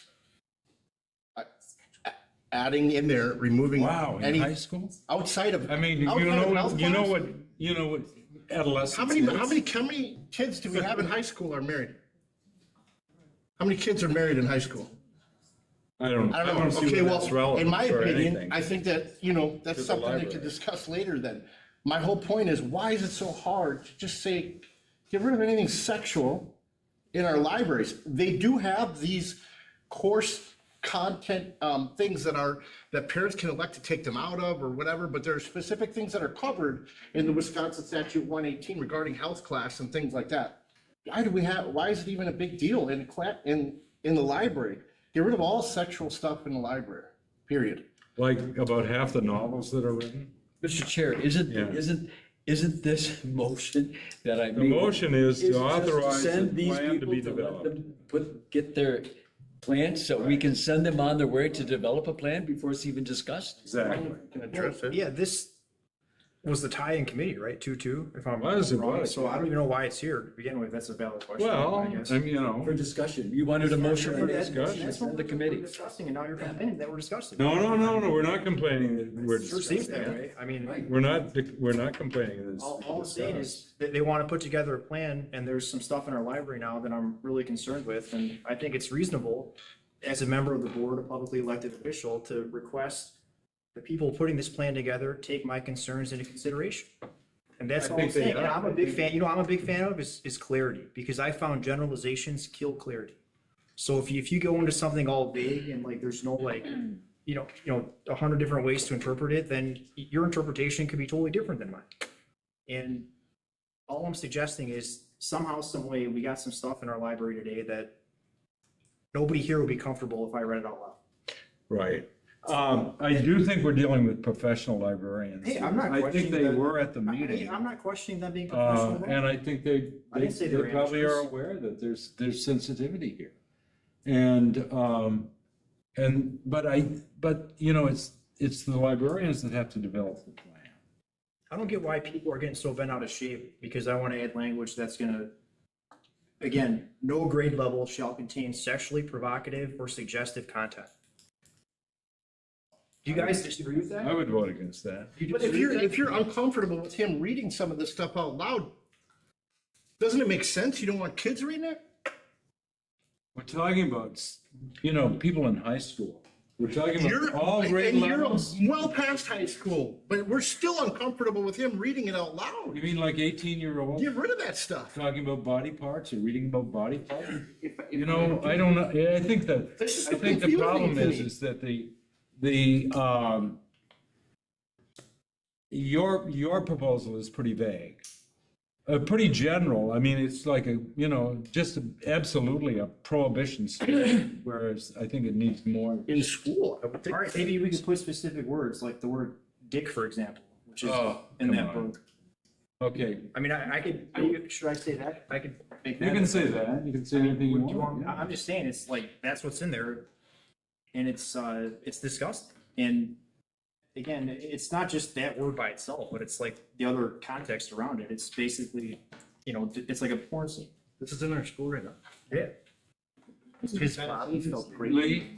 Yeah, I would just say, in my opinion, one of the dangers of saying it the way that you're proposing is, I think it takes some novels like Romeo and Juliet off our shelves.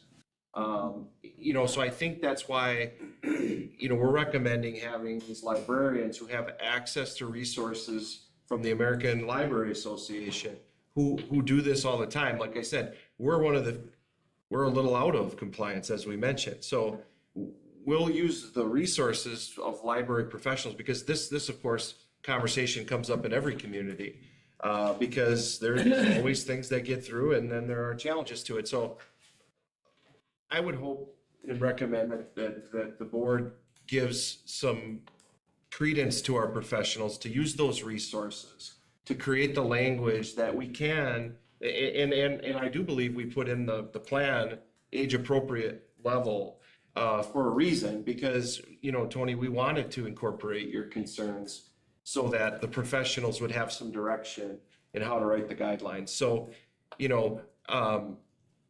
I'm just asking the board to allow us to move this forward, because we've been several years out of compliance with not having a library plan on file with the state. And this would really help us kind of move in that direction. And I can make you every promise possible that I will ensure that we'll follow the plan and bring those guidelines that are developed by our professional librarians to the board then for approval. This doesn't change. That passing this plan or not passing this plan doesn't change the fact that book that you're concerned about is in our library. That has to be addressed by having someone write the complaint as in following our policy, and then that would be addressed that way, because that's the current methodology in which we have in place. Isn't this, again, motion just to send this committee give our blessing to develop a plan. Right, authorize them and to bring it back. develop a plan, Isn't, The we're not goal- getting that's into the what we're finite, supposed we're to not do. getting into the finite. Yeah. We're sending you on your way with your librarians to develop a Approving- plan. Well, the plan has been made, they have to develop the actual Okay. guidelines, yeah, yeah. So this would just be clarity to the plan that already has Yeah. established 3 goals. So I think it's prudent for the conversation right now. I kept my mouth shut because I wanted to hear everybody. But, I mean, Mr. Vestelica has this great point. He's saying that if you're gonna catch it, you gotta catch it on the front side, otherwise, and then Mr. Spalding said on the back side, it's very cumbersome, and it's kinda, it's not the best way, but it works, I understand. But, I mean, what guarantee, Mr. Tennis, are you gonna give the people that the, and I would say spirit, but, you don't want, we don't want rapid generalizations, but I think he's just trying to be clear what is in his scope of a criteria of a goal is age appropriate within the language that he just said. So I don't understand why would we object to that scope of just being clarity with the goal so that they have the goals in mind when they create the plan? Because what's stopping anybody from not being compliant, which we were already, we are now, this happening again? There's nothing stopping it. And if we are out of compliance, when are we gonna get reprimanded for it? Because we should have got reprimanded a long time ago. Because then books like this wouldn't have got in here. So I just said, there's no guarantee so I'm saying Tony's trying to stop this or be clear about what the objective is right from the beginning instead of being gray. So I don't understand why everybody's fighting. We all want the same thing. I'm just asking for a I little. don't know what we do. Clarity. Well, okay, you want books with, I didn't say that, and I don't think you should imply that what the line is. But I don't want, I don't think it's a big deal to add that. what's the downside? well, make a motion. Yeah, There's a motion to. There's a motion, yeah, but he can make a motion to amend. He's motioning for a friendly amendment to your motion. Well, friendly, it can't be friendly, it has to be, it has to be an amendment. Call the question? We have to vote on it now? Okay. You vote on all the All those in favor of the question? No, we have to vote on the question, sorry. Yeah, all those in favor of the question being called? Aye. Aye. Aye, Nay. Hey, okay. All right, so the, doesn't go anywhere. I have a question for you, Lee. Do all students, freshmen, sophomore, junior, and senior, have access to the library on the first day of school? Yes. Okay, is there on this back end, Review, we'll call it. that we were talking about before this process, is there forms that they need to fill out? No, the policy just outlines you need the author, the title, the reason you're challenging. It's not all that cumbersome. I mean, if you were gonna Can you challenge walk me us. through it? Because I want to fill it out for this book. My daughter will be 14 years old when she starts Lincoln High School next year. Yeah. And I want to make sure that's out of our library. Okay, it's policy 9130. yeah, 9130. I can get you a copy of it. No, I got it on here. I just want to make sure that I'm doing it properly because Well, we can't do that at a meeting. no, I understand that. Okay. I Yes, was Tony. not familiar enough with the policy to be able to recite it, to tell you exactly what to do, but. Tony? Can I still make a motion on this?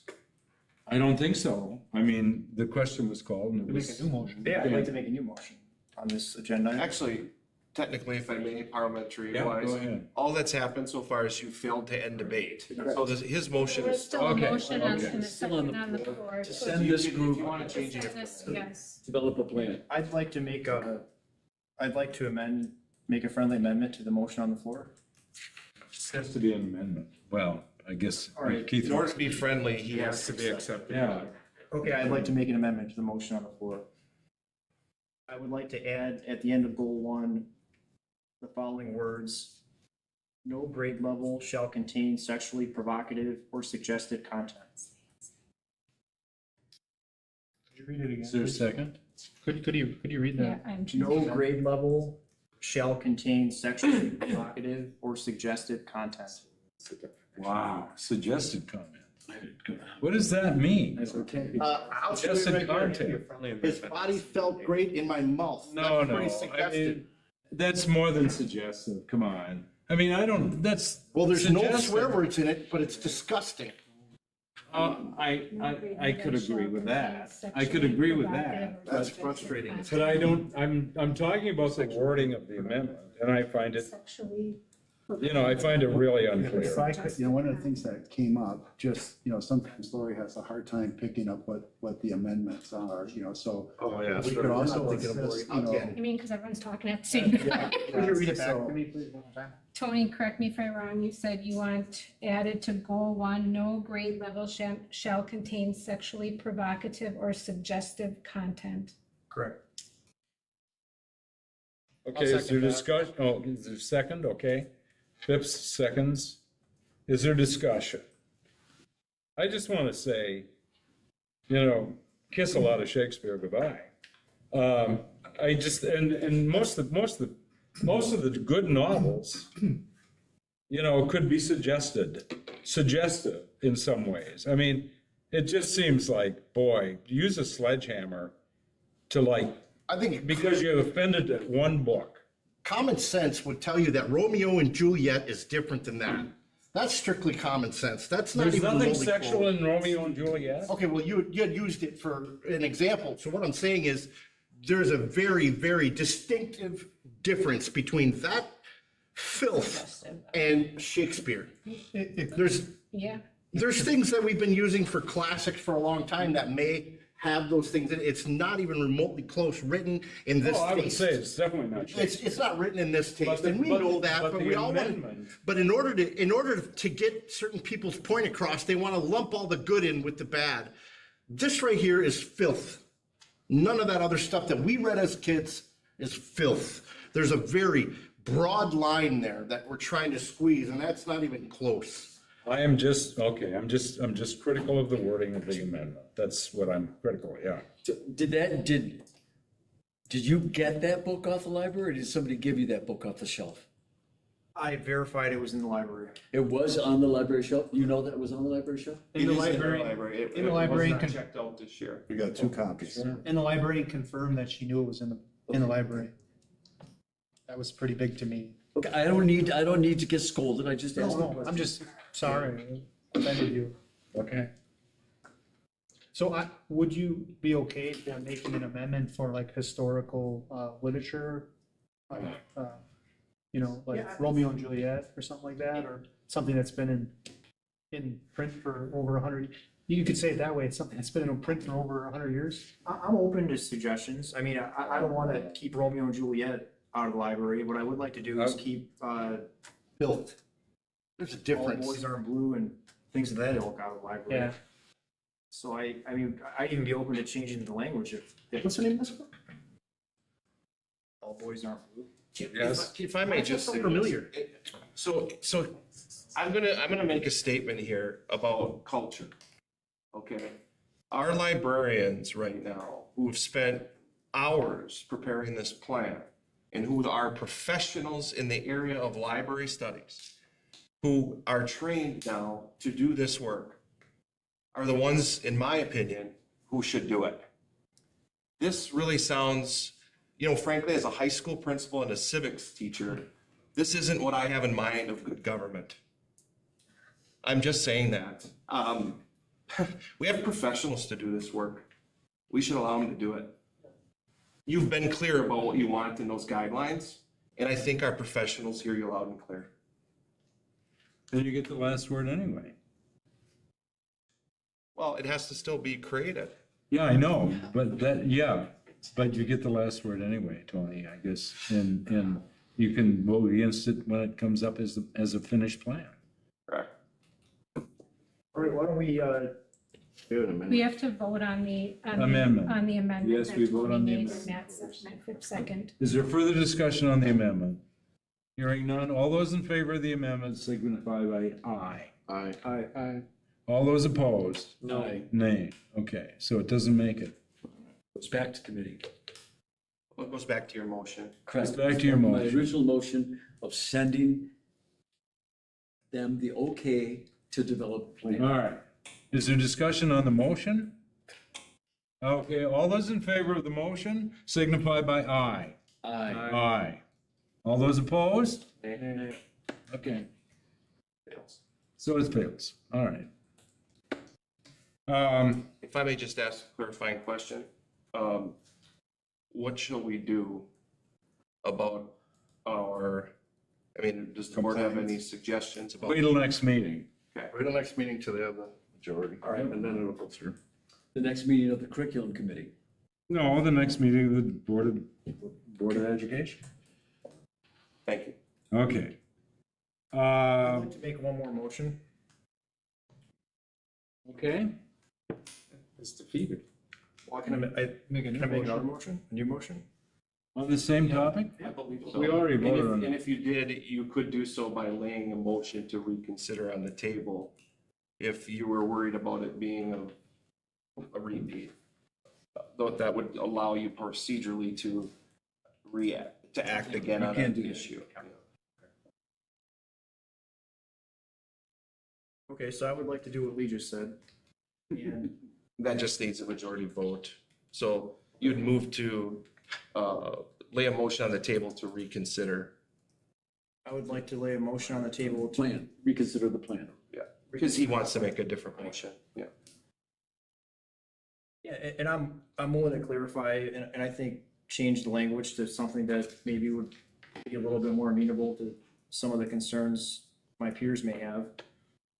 Specifically, I would like that sentence to read, no grade level shall contain sexually provocative or explicit content.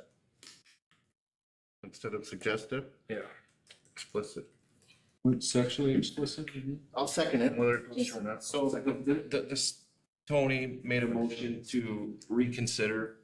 Are you seconding his motion to reconsider? Okay, that has to pass.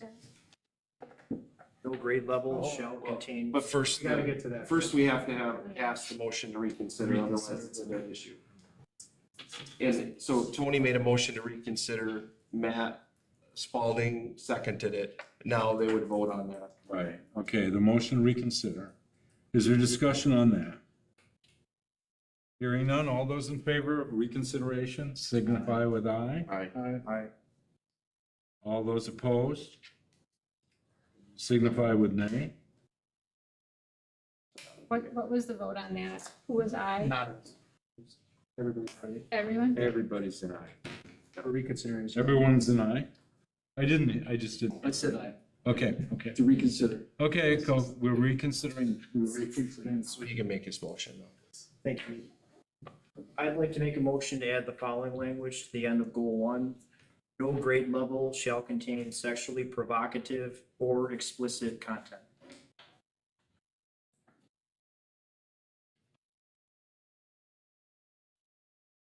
Discussion? I'll second it.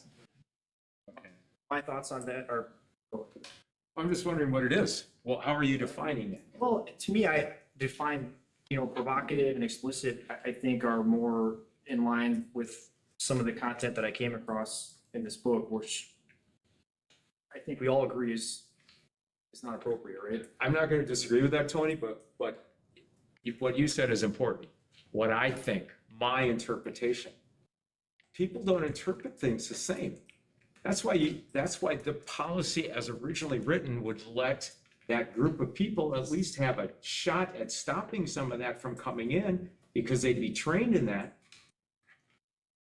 If this goes down again, we're where we are. And who knows what's on the shelves next year? But your provocative may not be provocative to somebody else. It may be worse to somebody else. Just explicit. So you have to define that, and how do you define it? I think, sorry. No, go ahead, Matt. The guidelines from the librarians would fulfill that. So it's a goal. It's, yeah, we're just moving forward. He's just moving forward with the plan, with the guidance. And then the librarians, the professionals, and I quote because, professionals of that nature should be able to determine. And then through that, they'll give us the guidelines that they're wanting to keep it defined. So that by passing it, the governing body of the school district is telling them that, and they're not going to do what we're telling them as a board. I'm saying, let them decide. There's no policy right now at all. Let them come up as professionals. It'll come back to us. If we don't like it, you can change it. But you're telling them before they even start where they should go. And we don't get a plan, because we don't have a motion that'll I'm pass. giving them some guardrails to develop that plan. That's the way I look at it. Free country. If It seems to me the best way to get around Okay. the interpretation of provocative, et cetera, is to follow policy 9130. Retroactively. Huh? Retroactively, it would be, because that's after. Well, then, then people explain what they object to, et cetera, et cetera. And, we got a book that hasn't been off the shelf all year. It hasn't been like, infiltrating the minds of all the adolescents at Lincoln. I guess I don't see the danger. I don't see that as a particularly a major threat to the moral foundation of the generation, but what? Well, I just want to, whether this plan passes or fails, what I would tell you is the right thing to do is going to have the team work on these guidelines. My concern just lies with, getting something on file with the state. So, say, do what you're gonna do, and then we'll move forward with what we know is right, which is to create some guidelines and be proactive in this area. I'm excited to see the updates. See the plan. Well, we won't have a plan if we don't authorize them to be made. Well, we have that. That's the issue on the floor, is that, do we want a plan or don't we? His motion is on the floor. Yeah. I know. And it's- I know. And if these professionals can go by our guidelines, I don't think that's a bad Yeah, guideline and then to if- add. Guidelines. I don't think it's a bad guideline to add. It's a goal. Yeah, so ultimately, it's just giving them, like I said, guardrails to develop that plan. It would allow them to move forward today. Okay, well. Is there further discussion on the proposal? On the motion? Hearing none, all those in favor of the motion signify by aye. Aye. All those opposed? No. Nay.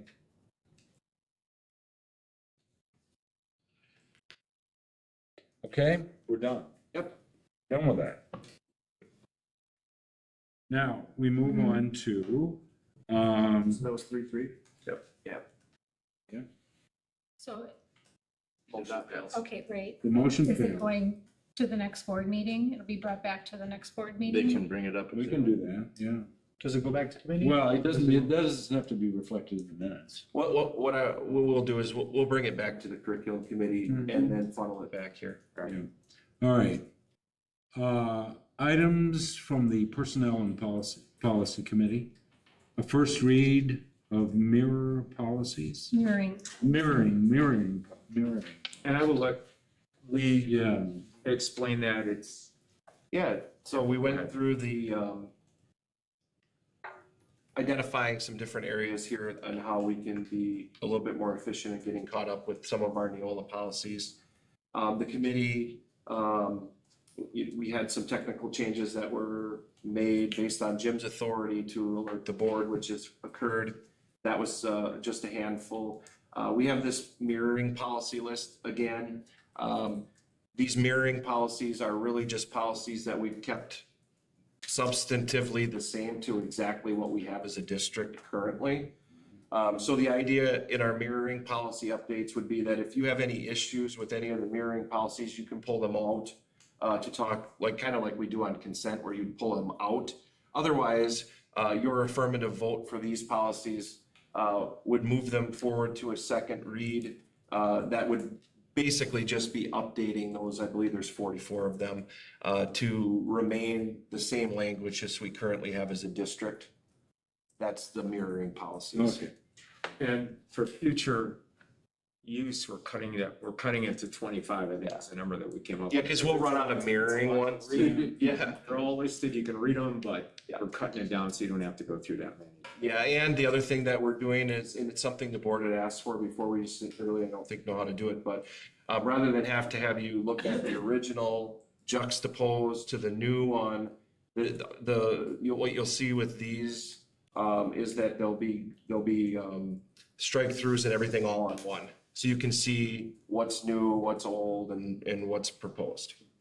So that should help also in reviewing them. Okay. We have So I to would vote on move- that, don't we? I would move to accept the policies. First read of the mirroring. Is this policy. coming out of the mirroring? Out of committee. All we need is a vote then. Okay, Just discussion of the vote. is there discussion on that? Hearing none, all those in favor of the motion? Aye. Aye. Okay, ayes have it. Introduction to policies. Yes, we had a couple new ones, if you want to speak to those, Lou. Yeah, so on this document, these were essentially not following the mirroring, but these are policies that required some substantive changes. So on this list, we have required student academic standards, agenda item, class rank, bylaws and policies. This bylaw will allow the board with its recommendations currently selected. Another strategy in terms of helping us be more efficient in these policy reviews. Currently, it takes 2 board cycles or 2 months to approve a policy. With that bylaw change, once it goes through its second read in July, beginning in August, when we send something out of personnel and policy that is policy related, it will just need the one approval by the board and it would become adopted. The other ones on here are student accident insurance, control of bloodborne pathogens, our audit,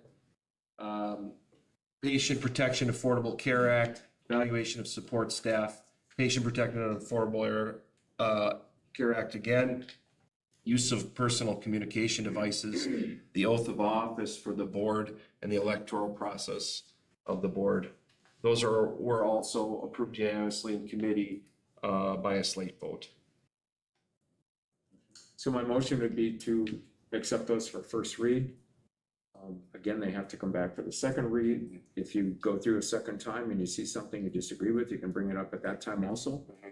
But my motion is to accept these policies. Is there a second? Doesn't need to come out. Oh, yeah, that's right. I'm sorry. No, go ahead. Mr. Hanson, is there Yes. big changes that you'd like to highlight at all from these?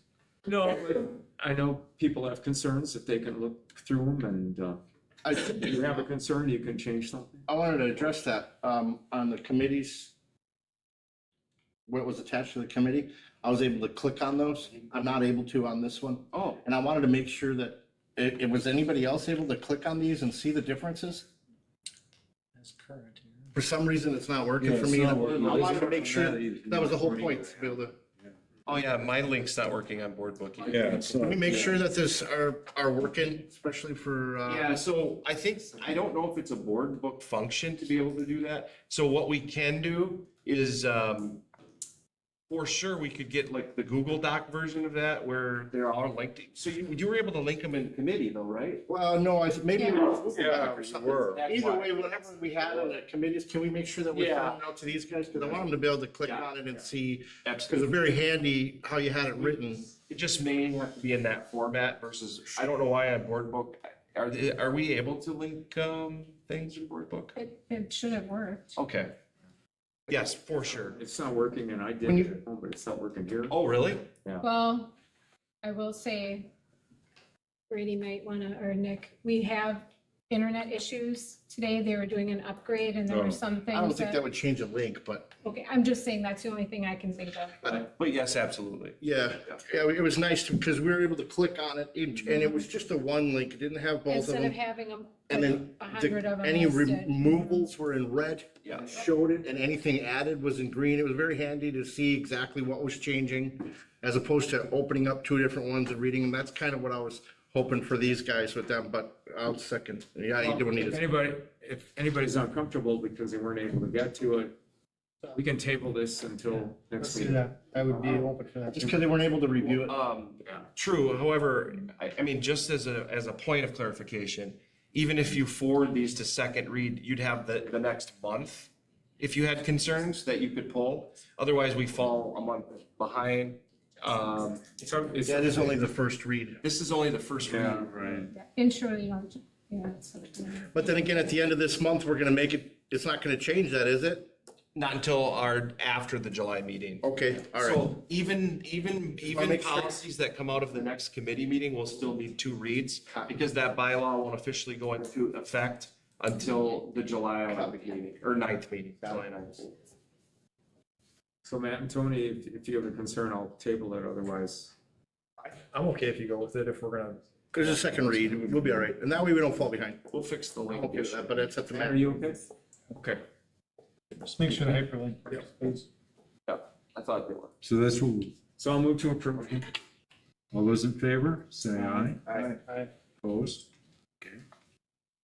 All right, we're down to C. This is a long shopping list. Finance and Facilities Committee meeting. Brought forward a number of recommendations. Boring construction update. Keith? Is there any of these that we gotta pull out, or can we do this as a group? They're gonna need some discussion on some of this. This. Facilities pathway. Policies, instruction. Where are you on this, Carrie? The last 6 on the bottom, or. Items forwarded 9C. from, 9C. 9C.1, yeah. 9C.1, superintendent. Oh, this is Mr. Files' memo. Right, that's it. The superintendent brought to the committee a template of looking at 3 borrowing programs at a 3-tiered level that was presented. And we discussed this at some length. The end of the result of it was that Tony, after some discussion, made a motion to go ahead and do the borrowing of the $20,000 or $20 million. But it never passed a unanimous or a majority motion, and it was tabled to bring only to discussion to the board. It did not pass the committee with the go-ahead to do the $20 million borrowing program as he presented in his memo to all of us. So that's where we're at right now, is that discussion level regarding that policy. Okay, Because it did not pass the board, or did not pass the facilities committee. There was a number of conversations about that we weren't ready for that. All sorts of things surrounded it. That's why it was defeated. well, we weren't, explain why it was defeated. I mean, it was like, I think your argument was it's the cart before the horse. That's correct. Yeah. And there was another thing that was talked about is there was a directive, and it did pass, that the superintendent was to do an attendance mapping area and an enrollment plan. Specificity was to be provided, looking at this plan for a 5 to 10 year projection, and putting money, borrowing money, were again, Baird Finance said, if you do the borrowing. Yep, you start to pay. And you don't pass a referendum, you still pay that bill. So we really don't know what we're going for. There's a lot of conversation out there as to what the plans are going to be. There's a facilities committee that the superintendent has that has laid out a number of scenarios, okay? Beautifully done by this committee, but now those scenarios have to be brought forth with specificity to see what happens at grade levels, what happens at buildings, what buildings are going to possibly need renovation, or what buildings in 5 years won't even need to be in existence. We don't have that. Yeah. So putting the $20 million to the taxpayer, because it has to be paid back, when we still have a fluid budget, we're not set on our budget, is risky. That's why it didn't go anyplace. Okay. So we wait for the reports from the superintendent? By Go the to motion that, Go to by the. the motion that Mr. Phipps is, before we really start investigating these things, we need this specific documentation on the options that this facilities committee has presented, to come back to the facilities committee and then to the board on all sorts of things. Matt? I really enjoyed the borrowing expert that was in the room that Yeah. day. I think we all were very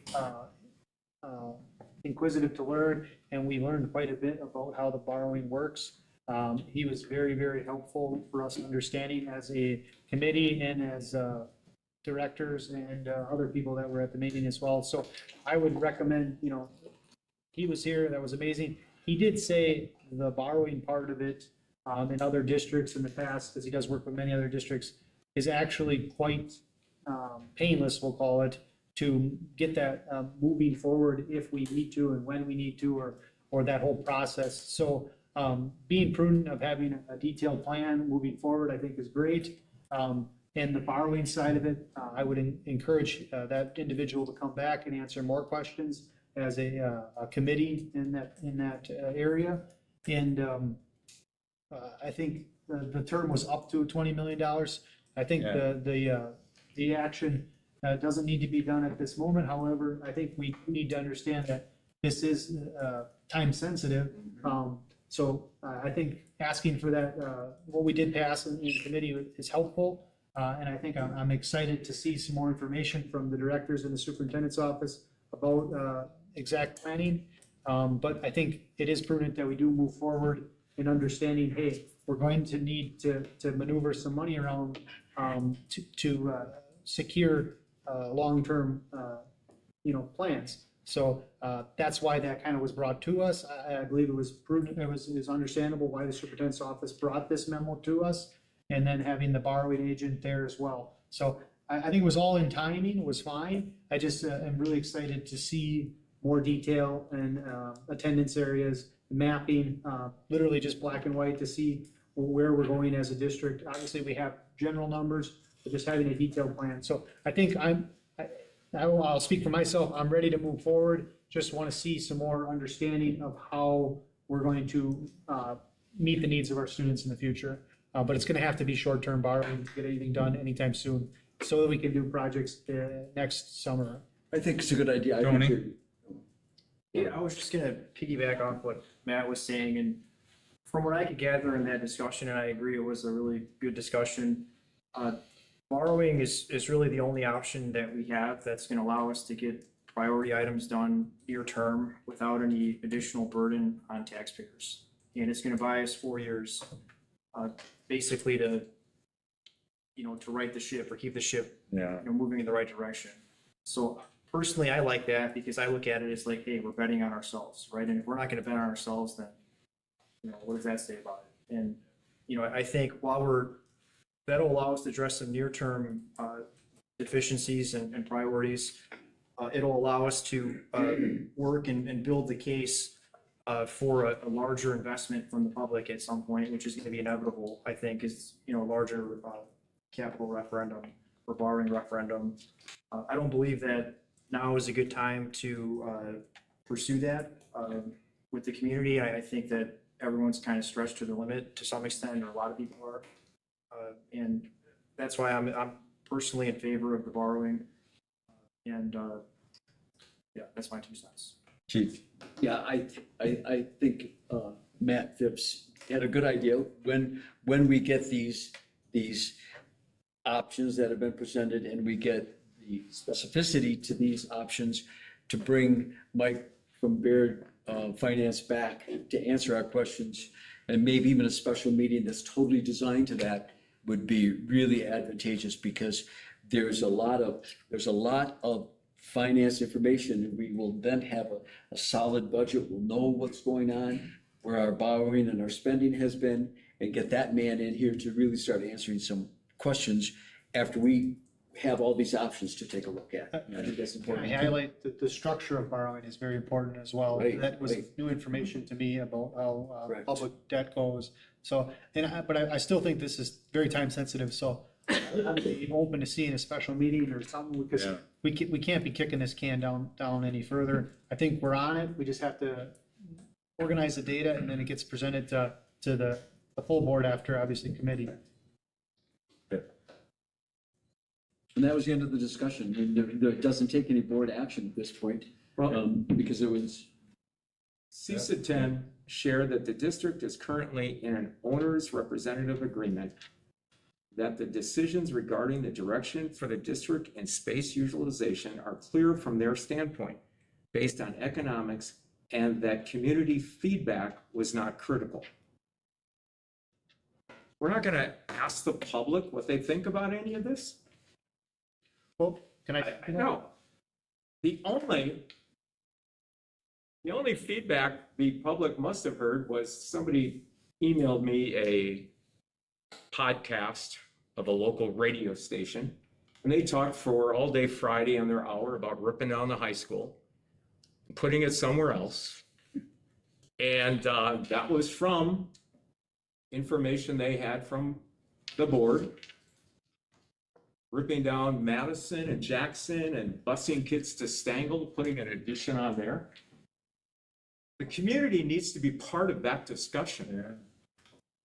This has always been a neighborhood school place. Maybe it's not anymore, but at least they should have input into that.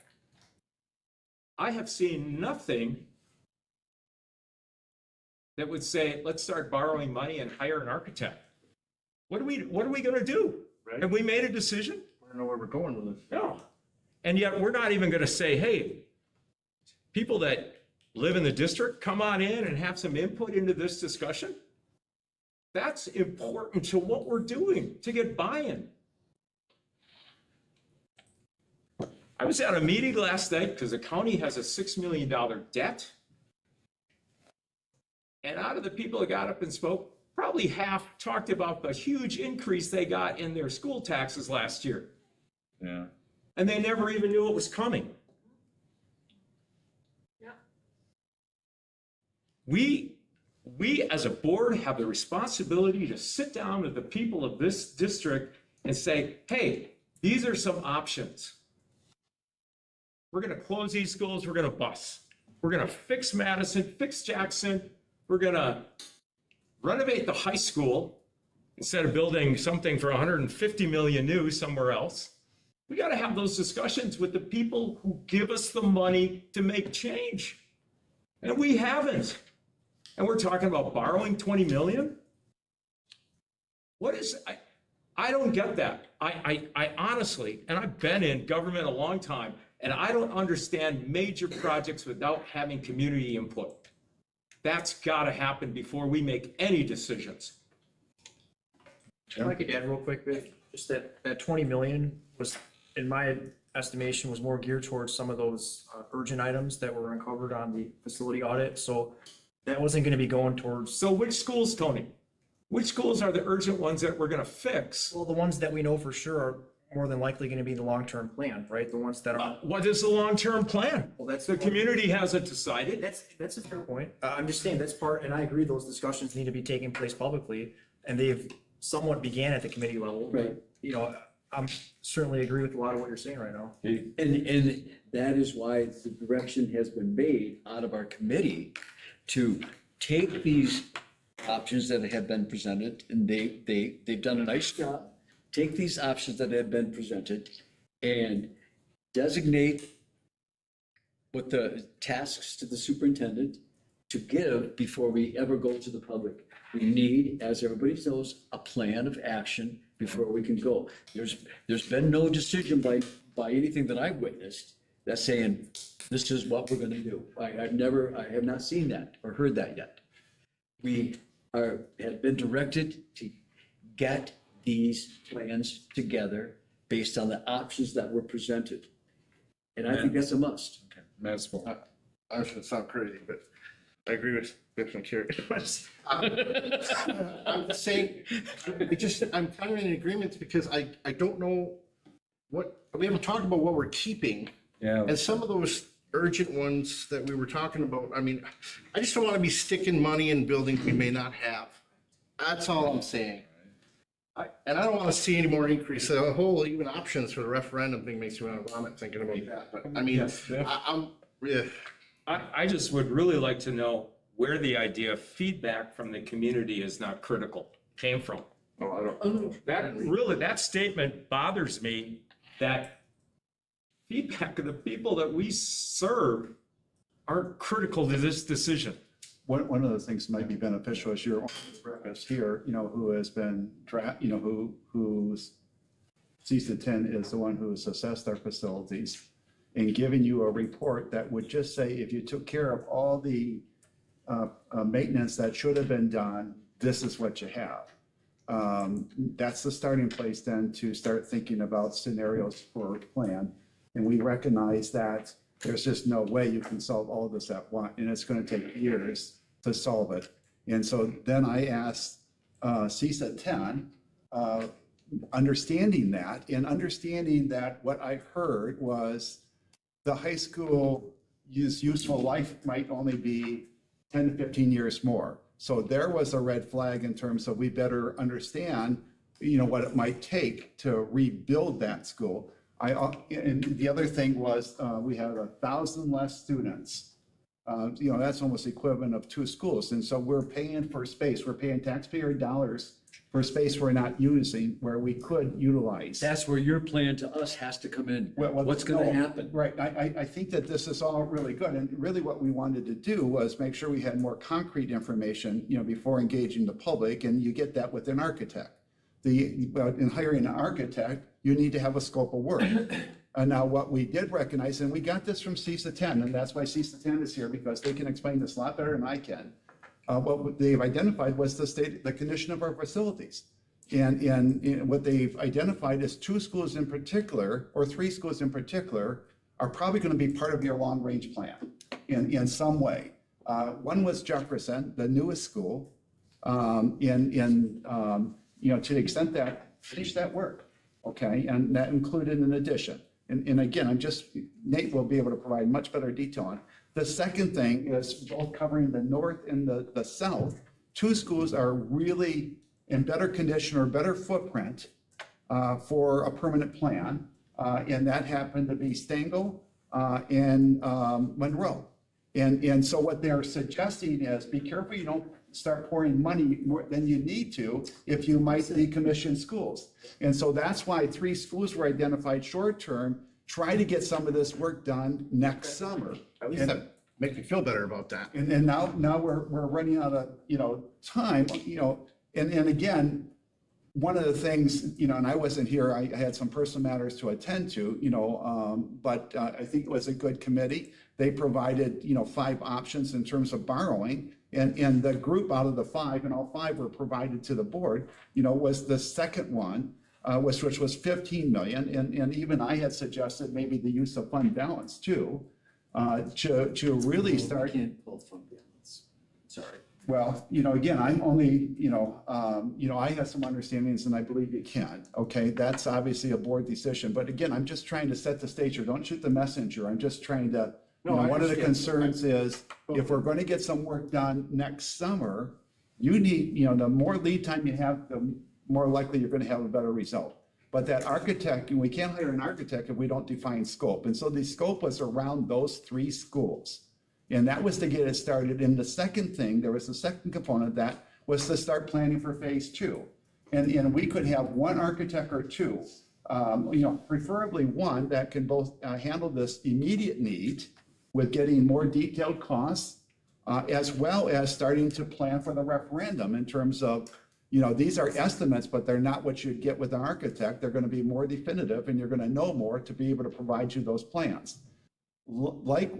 So those 3 schools, again, one of the things I mentioned was we have 1,000 students less. That's equivalent to 2 buildings, and we, in talking with my instructional team, they most definitely see where we could fit things into some existing facilities and we could save taxpayer money and not invest in a school that we might later or shortly make a decision. And again, it's not a recommendation, it was kind of a stage, to go for that.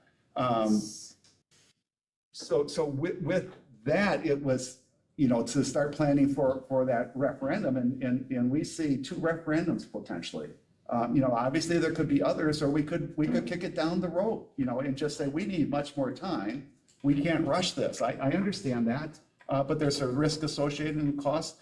And, when the roofs are leaking and the water's coming through the windows and, we start putting money into facilities that we may not keep, we're throwing taxpayer money away. Well, that's. And that was just my That's concern exactly about. what I'm talking about, and this sounds like a bait of a plan. Angela, I needed to hear that too. I recognized Angela. Sorry. Thank you. A couple of just technical corrections.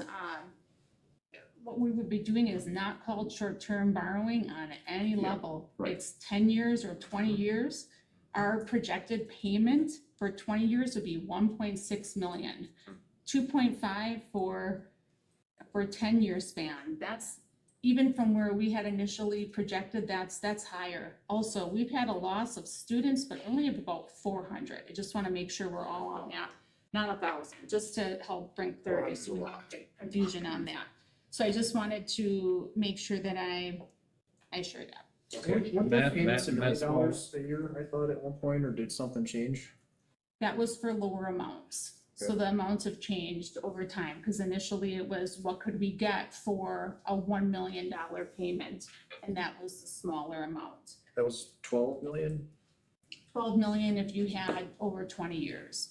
Matt Spalding and then Matt Phipps and then Keith. I just wanted to finish what I was saying, is that before, what Jim told me, and I'm glad, I wanted to hear that. That was very good. And somebody's thinking ahead of time, and that's what I needed to hear in order to even remotely look at this. Because before, just looking at this, I'm just like, okay, we need money, we just don't know what we're gonna do with it yet. At least we have a base plan, or at least a start of a plan. We know for sure these 3 schools is gonna be in our long-term plan. I needed to know these things before, but yeah, that sounds much better. And part of the urgency here was that if in fact we could decommission, consolidate, where we could not put money into a school that we didn't need to because we have excessive capacity, what we would have to do is make sure that the places are set to take those students. Right. And that's where this also comes in, those 2 schools. And so that was, but opening up to the public, I think we have to, because I think it's so big that we're spending money, that we could stop that bleeding a little bit, but it requires some decisive action to start that work even next summer. And that's why so again, I think Nate is a valuable resource to you. I'm trying to just kind of convey what I picked up from CISA 10, and I think my instructional team, picked that same thing up and felt like we could do this. Matt Phipps. I just want to apologize to our owners rep, because I understand that you're kind of turning into the boogeyman because of the truth. And I know you have big shoulders, so you're doing a great job. But the truth is, I'm so happy with how this process has been laid out in this dirty arena of government work, because we've been as transparent as possible. We've asked for, this all started back when we started the strategic plan, and we wanted to make Manitowoc a destination, but we had no state of affairs. So we moved into finding out the state of affairs, where we were at from an educational standpoint, instructional standpoint, and then a facility standpoint. We got the audit done. Now we have the boogeyman himself, CISA 10 here, telling us the true state of affairs of our facilities. And we knew they were neglected, but we didn't know how much. Now we have a big binder to know what's wrong with our facilities. And then we have an enrollment. We understand the enrollment's gone down. So the big boogeyman's telling us, hey, we have a lot of space. We've had the same facilities for over 20 years, that our enrollment's gone down, and we maybe could reutilize our structures a little bit differently to meet the needs of the future students of this district. So this is all being collaborated at the same time as, I understand, Mr. Hanson, your thoughts of not engaging the public, and that's very valid, but the way you framed it, it seemed like nobody is being told. Well, I don't have any more information than you do, and I'm a board member. I'm just saying, hey, we have the information that's being presented to us now about the state of affairs, and we're asking for a more comprehensive plan to understand the needs of the future. And that's what we're getting, hopefully, as a directive coming from committee, because we voted on it, and we asked for more direction. So that needs to be analyzed to us, and then we can have a few options, a few potential solutions to our conundrum, and hopefully positively to meet the needs. And then, as a district, we can go to the public and explain the solutions, because I've learned real quickly that if you find any problems in this district, you damn well better have the solution before you tell the problems. And that seems to be, that's a reoccurring theme. So we have the problem, it's been in our face for a long time. Now we're trying to organize at least 3 solutions, which they've been coming, and the boogeyman's been pretty good about giving us the solutions. It just hasn't been quite articulated with the attendance and the mapping and on a whiteboard so everybody can see it. But I think it's coming quite quickly if everybody would, but understandably, we need to get on the road of trying to plan forward. So that's why the borrowing part is going forward, because the referendum fatigue. But I think it's been quite transparent, and I thank you. Sorry to call you the boogeyman, but you've been great and understanding how the truth hurts. And that's really where we're at now. And now we're wrestling with it. Yeah. This isn't about CISA 10 at all. No, it's not. But I can't there's nothing you said that I can disagree with. The next plan is what we have to have before we can do anything. And we're 400 kids short. That 400 kids doesn't come out of one building. It's coming out of all 10 of our buildings. So when those 400 kids go someplace, and we're looking at, let's say, pretend Madison, where are the kids from Madison going to go? What's going to affect that class size in Jackson or Stangel? Do we have to hire more teachers? Are we going to be less teachers? If we take those 400 kids and we displace them and we move to another building, what's going to happen to that building? What's the enrollment going to do? What are our neighborhood schools going to do? We move 3 blocks this way, 4 blocks that way. How many kids are moving to Jackson? How many kids are moving to Stangel? How many kids are moving to Jackson? And that's what we need to know. And then we can come up with a picture from the options that this committee has put as to which one's the most feasible. Where's going to get us the best gang? So it's got to come out of your motion so we have some specificity, just like Matt said. I totally agree, and I think we're just talking about it to talk about it, because that's what we do. Yeah, I think we're all on the same page. Yeah. Matt, you sell yourself short. You must have more information than me, because you were the one they kept quoting on the podcast they listened to. What podcast was I on? It's on a radio talk show. You weren't on it. They kept talking about Matt Phipps told us this. Matt Phipps gave us this information. So you must know more than I do. Now, I don't know here's my any more concern, and you're not the boogeyman. This would have happened. This would have happened in any group that came in and just tried to I shove don't this know any through. more information than you. But why isn't Stangel a great school right now? What? Why is Stangel not a great school right now? You know? There were only 42 kids that lived in that neighborhood, and everybody else was bused there.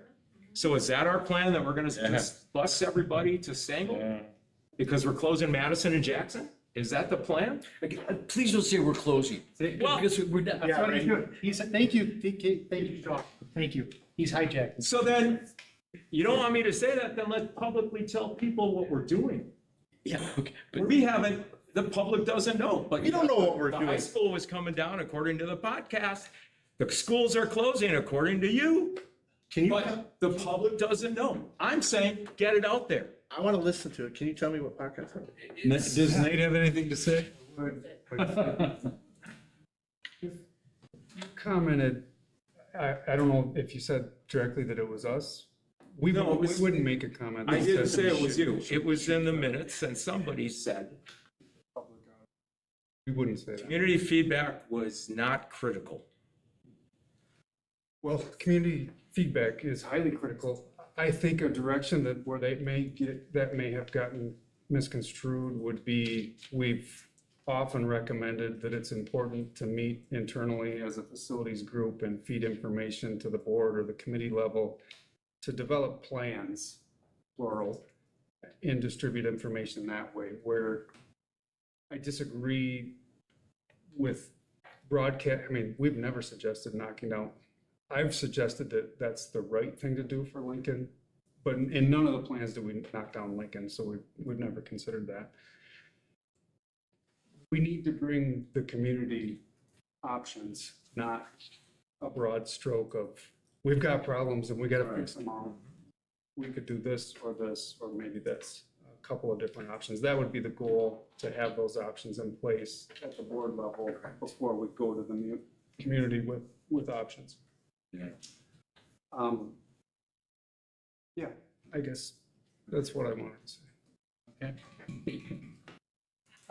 I'll defend myself a little bit, but I mean, all you had to do was read the minutes. That's what we talked about, everything in the minutes, the sheets that we got from the facilities. And from the last 2 years of being on the board, I've accumulated knowledge of the facilities. Because day one, when I was elected, I asked what the heck's going on? And the department was in a, we'll call it stress. And I had some questions, and obviously I got some answers as it, but I'm telling you, it's only been from the last 2 years of me asking questions, how I've gotten answers. That's how we gotta do it, I guess, ask questions, so, thank you. Yeah. Keith? No, Go on with the report. One of the things that's just important, because I don't remember if there was a motion in there to hire an architect. And if there is, then there is, we need to have a scope of work for the architect. Otherwise it's just, okay, let's do all kinds of stuff. I mean, it's, it was specific There is to. in the minutes. It's not here, but there is in the minutes to do that. I can read that when it comes time to. Okay. That's the only thing in terms of making sure we have clarity. Otherwise, we might be approving something we can't deliver on. Okay, Keith. Keith? It is not on the agenda. It's not on the agenda. Then you can't take It was action on it was out of committee, but I can't bring it up now because it's not in the agenda. I do think that, leading back now, I think the information, what I've been listening to in the discussion before I was up here, I do think you guys desperately want and need the information that I believe Lee's putting together right now. He was out, that'd be helpful. I would highly, it's my job to try to steer you out of pitfalls that we've seen. And I would highly not recommend hiring an architect without a scope and just saying, let's do something. A couple of points that I would make where we've done a lot of things for you and given you a lot of options to consider, and that was by design, because this needs to be driven by the district and the board, not us. There's a few things that I think are on the table that you've been discussing and that you don't need an architect for, but that would be the type of not, this is what we're doing, but this is the direction we're heading. So I just wrote these down as you were talking. You don't need an architect to determine if you want to make some critical maintenance improvements to the schools that we've determined through our auditing have a high probability of being here in the long term. And that includes Lincoln, just on this account of its sheer cost. Yes, I'd be the first one to say a better option would be to build a new Lincoln, but we can't even go there. And actually Franklin, another one, same as Lincoln, sits in the same spot.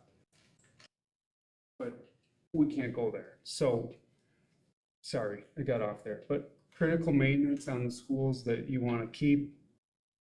Do you want to do some consolidation in the elementary school level after you have the information Lee is going to provide you? Because truly, and that's again where one of my comments could have gotten misconstrued. Consolidation at the elementary school level here should be driven by the business department and the education department, and dollars and cents in my mind. So then we could come in and tell you what the best option is for the facilities. And I understand busing is going to be an issue at Stangle. And the third one, sorry, talking too much, is at Jefferson. It's a yes or no to me if you want to add a lunchroom to that facility or not, because that's really what it's missing. So if that's a type of scope questions that I think we could answer the information we currently have, that would give you the information to decide whether you want to hire an architect, and maybe we could do that next month. We are, as everybody's kind of said, getting real tight, even now, I think. I'm not saying we hire an architect or we go out with an RFP for an architect in July. It's possible we'll be able to do something next summer, but it's also possible we won't. So things would have to align. Thank you. We have to get we have to get an RFP put together for that, and we've asked you guys to start assembling that, so, and, Everybody, if, during the committee meeting, we all talked about the 1.2, and I brought it up again, and then there were projects. Appendix A was mentioned. Where's Appendix A? Appendix A. Well, I have Appendix A for you. This is what that money, 1.2 was designated to do. Here's Appendix A. You can all take a look and see where we're at with that money that was set aside for the projects. Pass this around, take a look at it, but hopefully you got it. So here's what we're doing, and this is the timeline, and these are, you're gonna see, and Mike, if you wanna talk about some of these, where we're at, this is where that 1.2 million went, so here's where we're at. So the board and the public can have an idea of what is going on from March 1 to February 28th, 2025. This just gives you an idea of what's going on, okay? It's just a point of information and also the schools that are getting the projects. So Mike, it's all yours. Any questions for Mike? Mike, any specificity? We're planning on, we're doing some of this work already. We're securing bids on some of this stuff. That'll come up later is the lighting project and that's about halfway down on the first page there. So again, we're just going after the buildings that really we are almost sure we're gonna keep. And we don't wanna spend money foolishly. We're trying to move forward. And the lighting project's coming up so that we can get going on that. It's coming up for the board tonight to approve. Okay. And this is in the scope of, as we're looking forward, planning on some of these schools. Monroe's in here. But yeah, it's right now, what we're thinking is going to be here, and we're planning in that direction, but I'm not saying 1.2 million is not a lot of money, but this needs to be done on these projects. But that's already been budgeted for. That's already, right? That's for 24, 25. for 24, 25. That's in there. So these are good to go. It was approved, yep. Yeah, this is immediate. It needs to be done. I wanted you guys to have a. Thank you. This is what Appendix A, you passed Appendix A, but this is what Appendix A is. So at least we know what's gonna happen this summer and going into next year, which is, I think, valuable information. Thank you.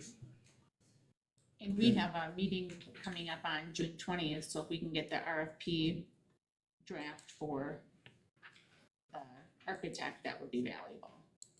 We don't know what we're gonna do. Or even just the general We have language. that done. Any other questions for these guys? We can move on. But just, you could present a recommendation maybe for the scope. That would be, if you don't have an RFP, you get a recommendation together. That's what I would suggest. Okay.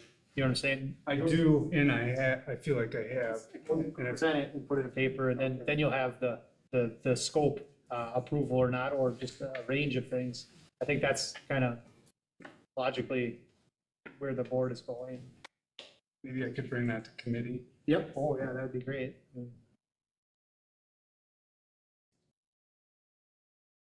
Exactly what you said, but kind of organized a little more, and then we could discuss it, put it on the agenda, and then that actually can be discussed. Okay. And public is open to hear all that, so it's transparent.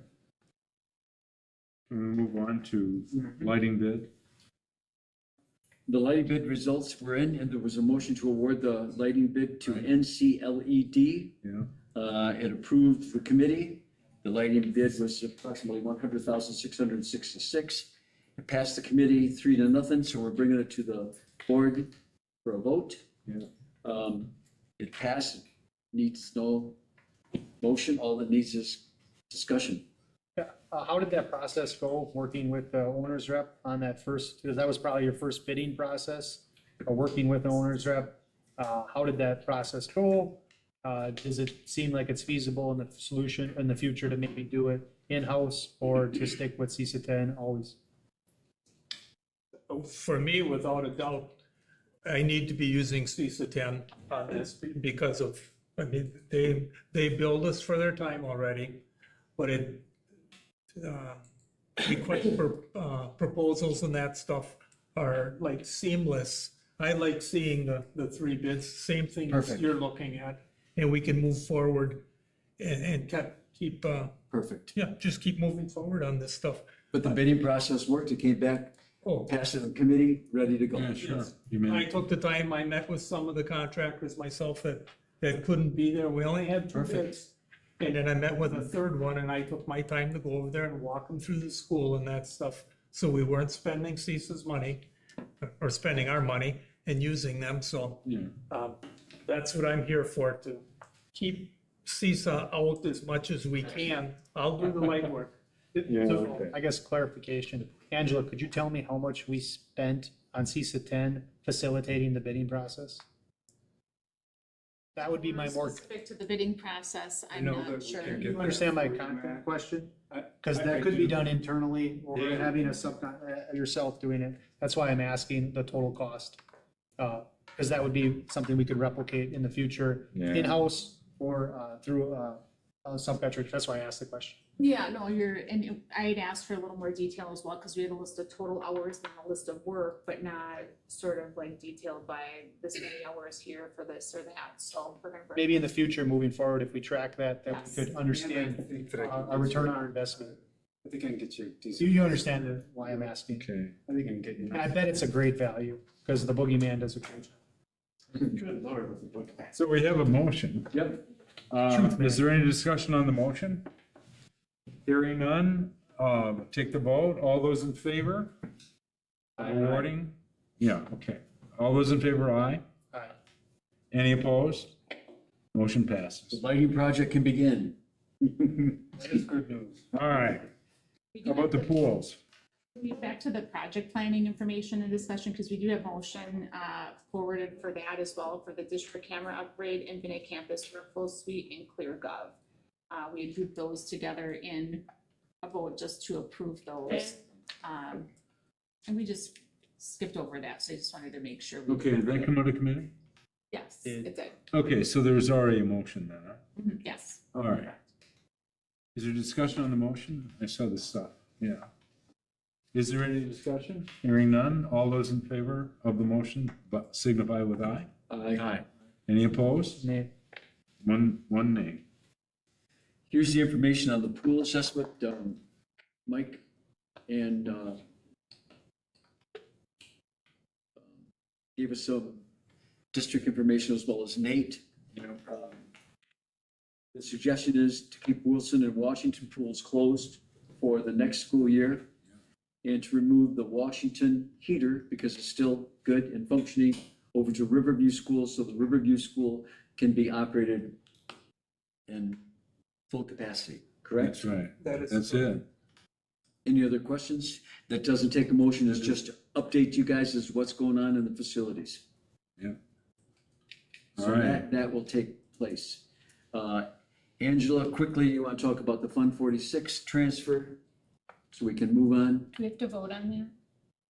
We don't need We to don't vote on need to that, vote it's on that. information. No, on the Okay. pools. It's So just- for Fund 46, we had two items. One was the plan update, so just included was the old plan, new plan, and really from a technical standpoint, we'll be putting together more details regarding projects on a 1 to 5, 10-year scope. But we're just putting the facility audit and get added documents on file for audit purposes, so. And then the transfer was separate. We probably should take them separately. Yeah. We do need a motion, is passed 4-0 by the committee. We need a motion to accept the Fund 46 updated plan. I'll make a motion. Second, okay, all those, any discussion? It's pivotal to have it in our long-term capital improvement plan so that we can use Fund 46 on those kinds of infrastructure improvements. So it's only prudent that we make sure that it's in the capitalization. It's in the assessment of the audit that we just got received. Okay. That's all I got. Okay, anything else? All those in favor? Aye. Any opposed? Okay. The next one was a budget amendment. This happens all the time where the June budget has to be. Don't we have to vote on authorize? 146 transfer authorization. Yeah. One 146 was the transfer. plan and one was the transfer Oh, okay. authorization. Yeah, Sorry, we have to vote on the transfer. yeah, we just have to authorize the Okay. ability We to don't do need that. to add Right. anything to that. Yeah. Is there any motion? Is there a motion for that? Second. Second? All those in favor? Aye. Good. Budget amendment. Budget amendment approved to pass the committee for it. Nothing to allow the board to transfer or to amend the budget as was presented. All right. Do you want to address that very quickly? Because we made more money than we thought. Main budget amendment in there was to bring, to recognize the additional interest earned. So that was that, and then, We like that. Yeah, that's good. Came out of committee, all we need is a vote and just. All right, there's a motion to, be happy about that. All those in favor? I second, or there doesn't need to be second. No, it doesn't need a second. All those in favor? Aye. Any opposed? No. Okay. I mean, The last nobody's thing- opposed. The last thing out of finance and business was the adjustment in student fees. The yearbook fee is going to go up $5. No, down. Oh, down, excuse me, down $5. And the rest of the fees were pretty much staying the same as they had been in the past. It passed the committee 4-0, so all we need is board approval. I make a motion to approve student fees Okay. revision. All those in favor? Aye. Okay. Any opposed? No. Remarks of the board president. I want to thank you for letting me be board president for this long. And that's it. Next meeting, probably June 25th, right? Finance has been changed to the 20th, right, Tony? That's Oh. good for you? Thank you. Finance to the 20th? 20th. Do you have a time? 5 PM, right? 5 PM. Thank you. Next board meeting, June 25th? That's right, isn't it? Yeah. 2 weeks. Yep, okay. Anything else? Is there a motion to adjourn? So moved. Okay, all those in favor? Aye. All right, thanks, guys. Thanks, Lori. Thank you, President. Vice President, do you get called the president when you're?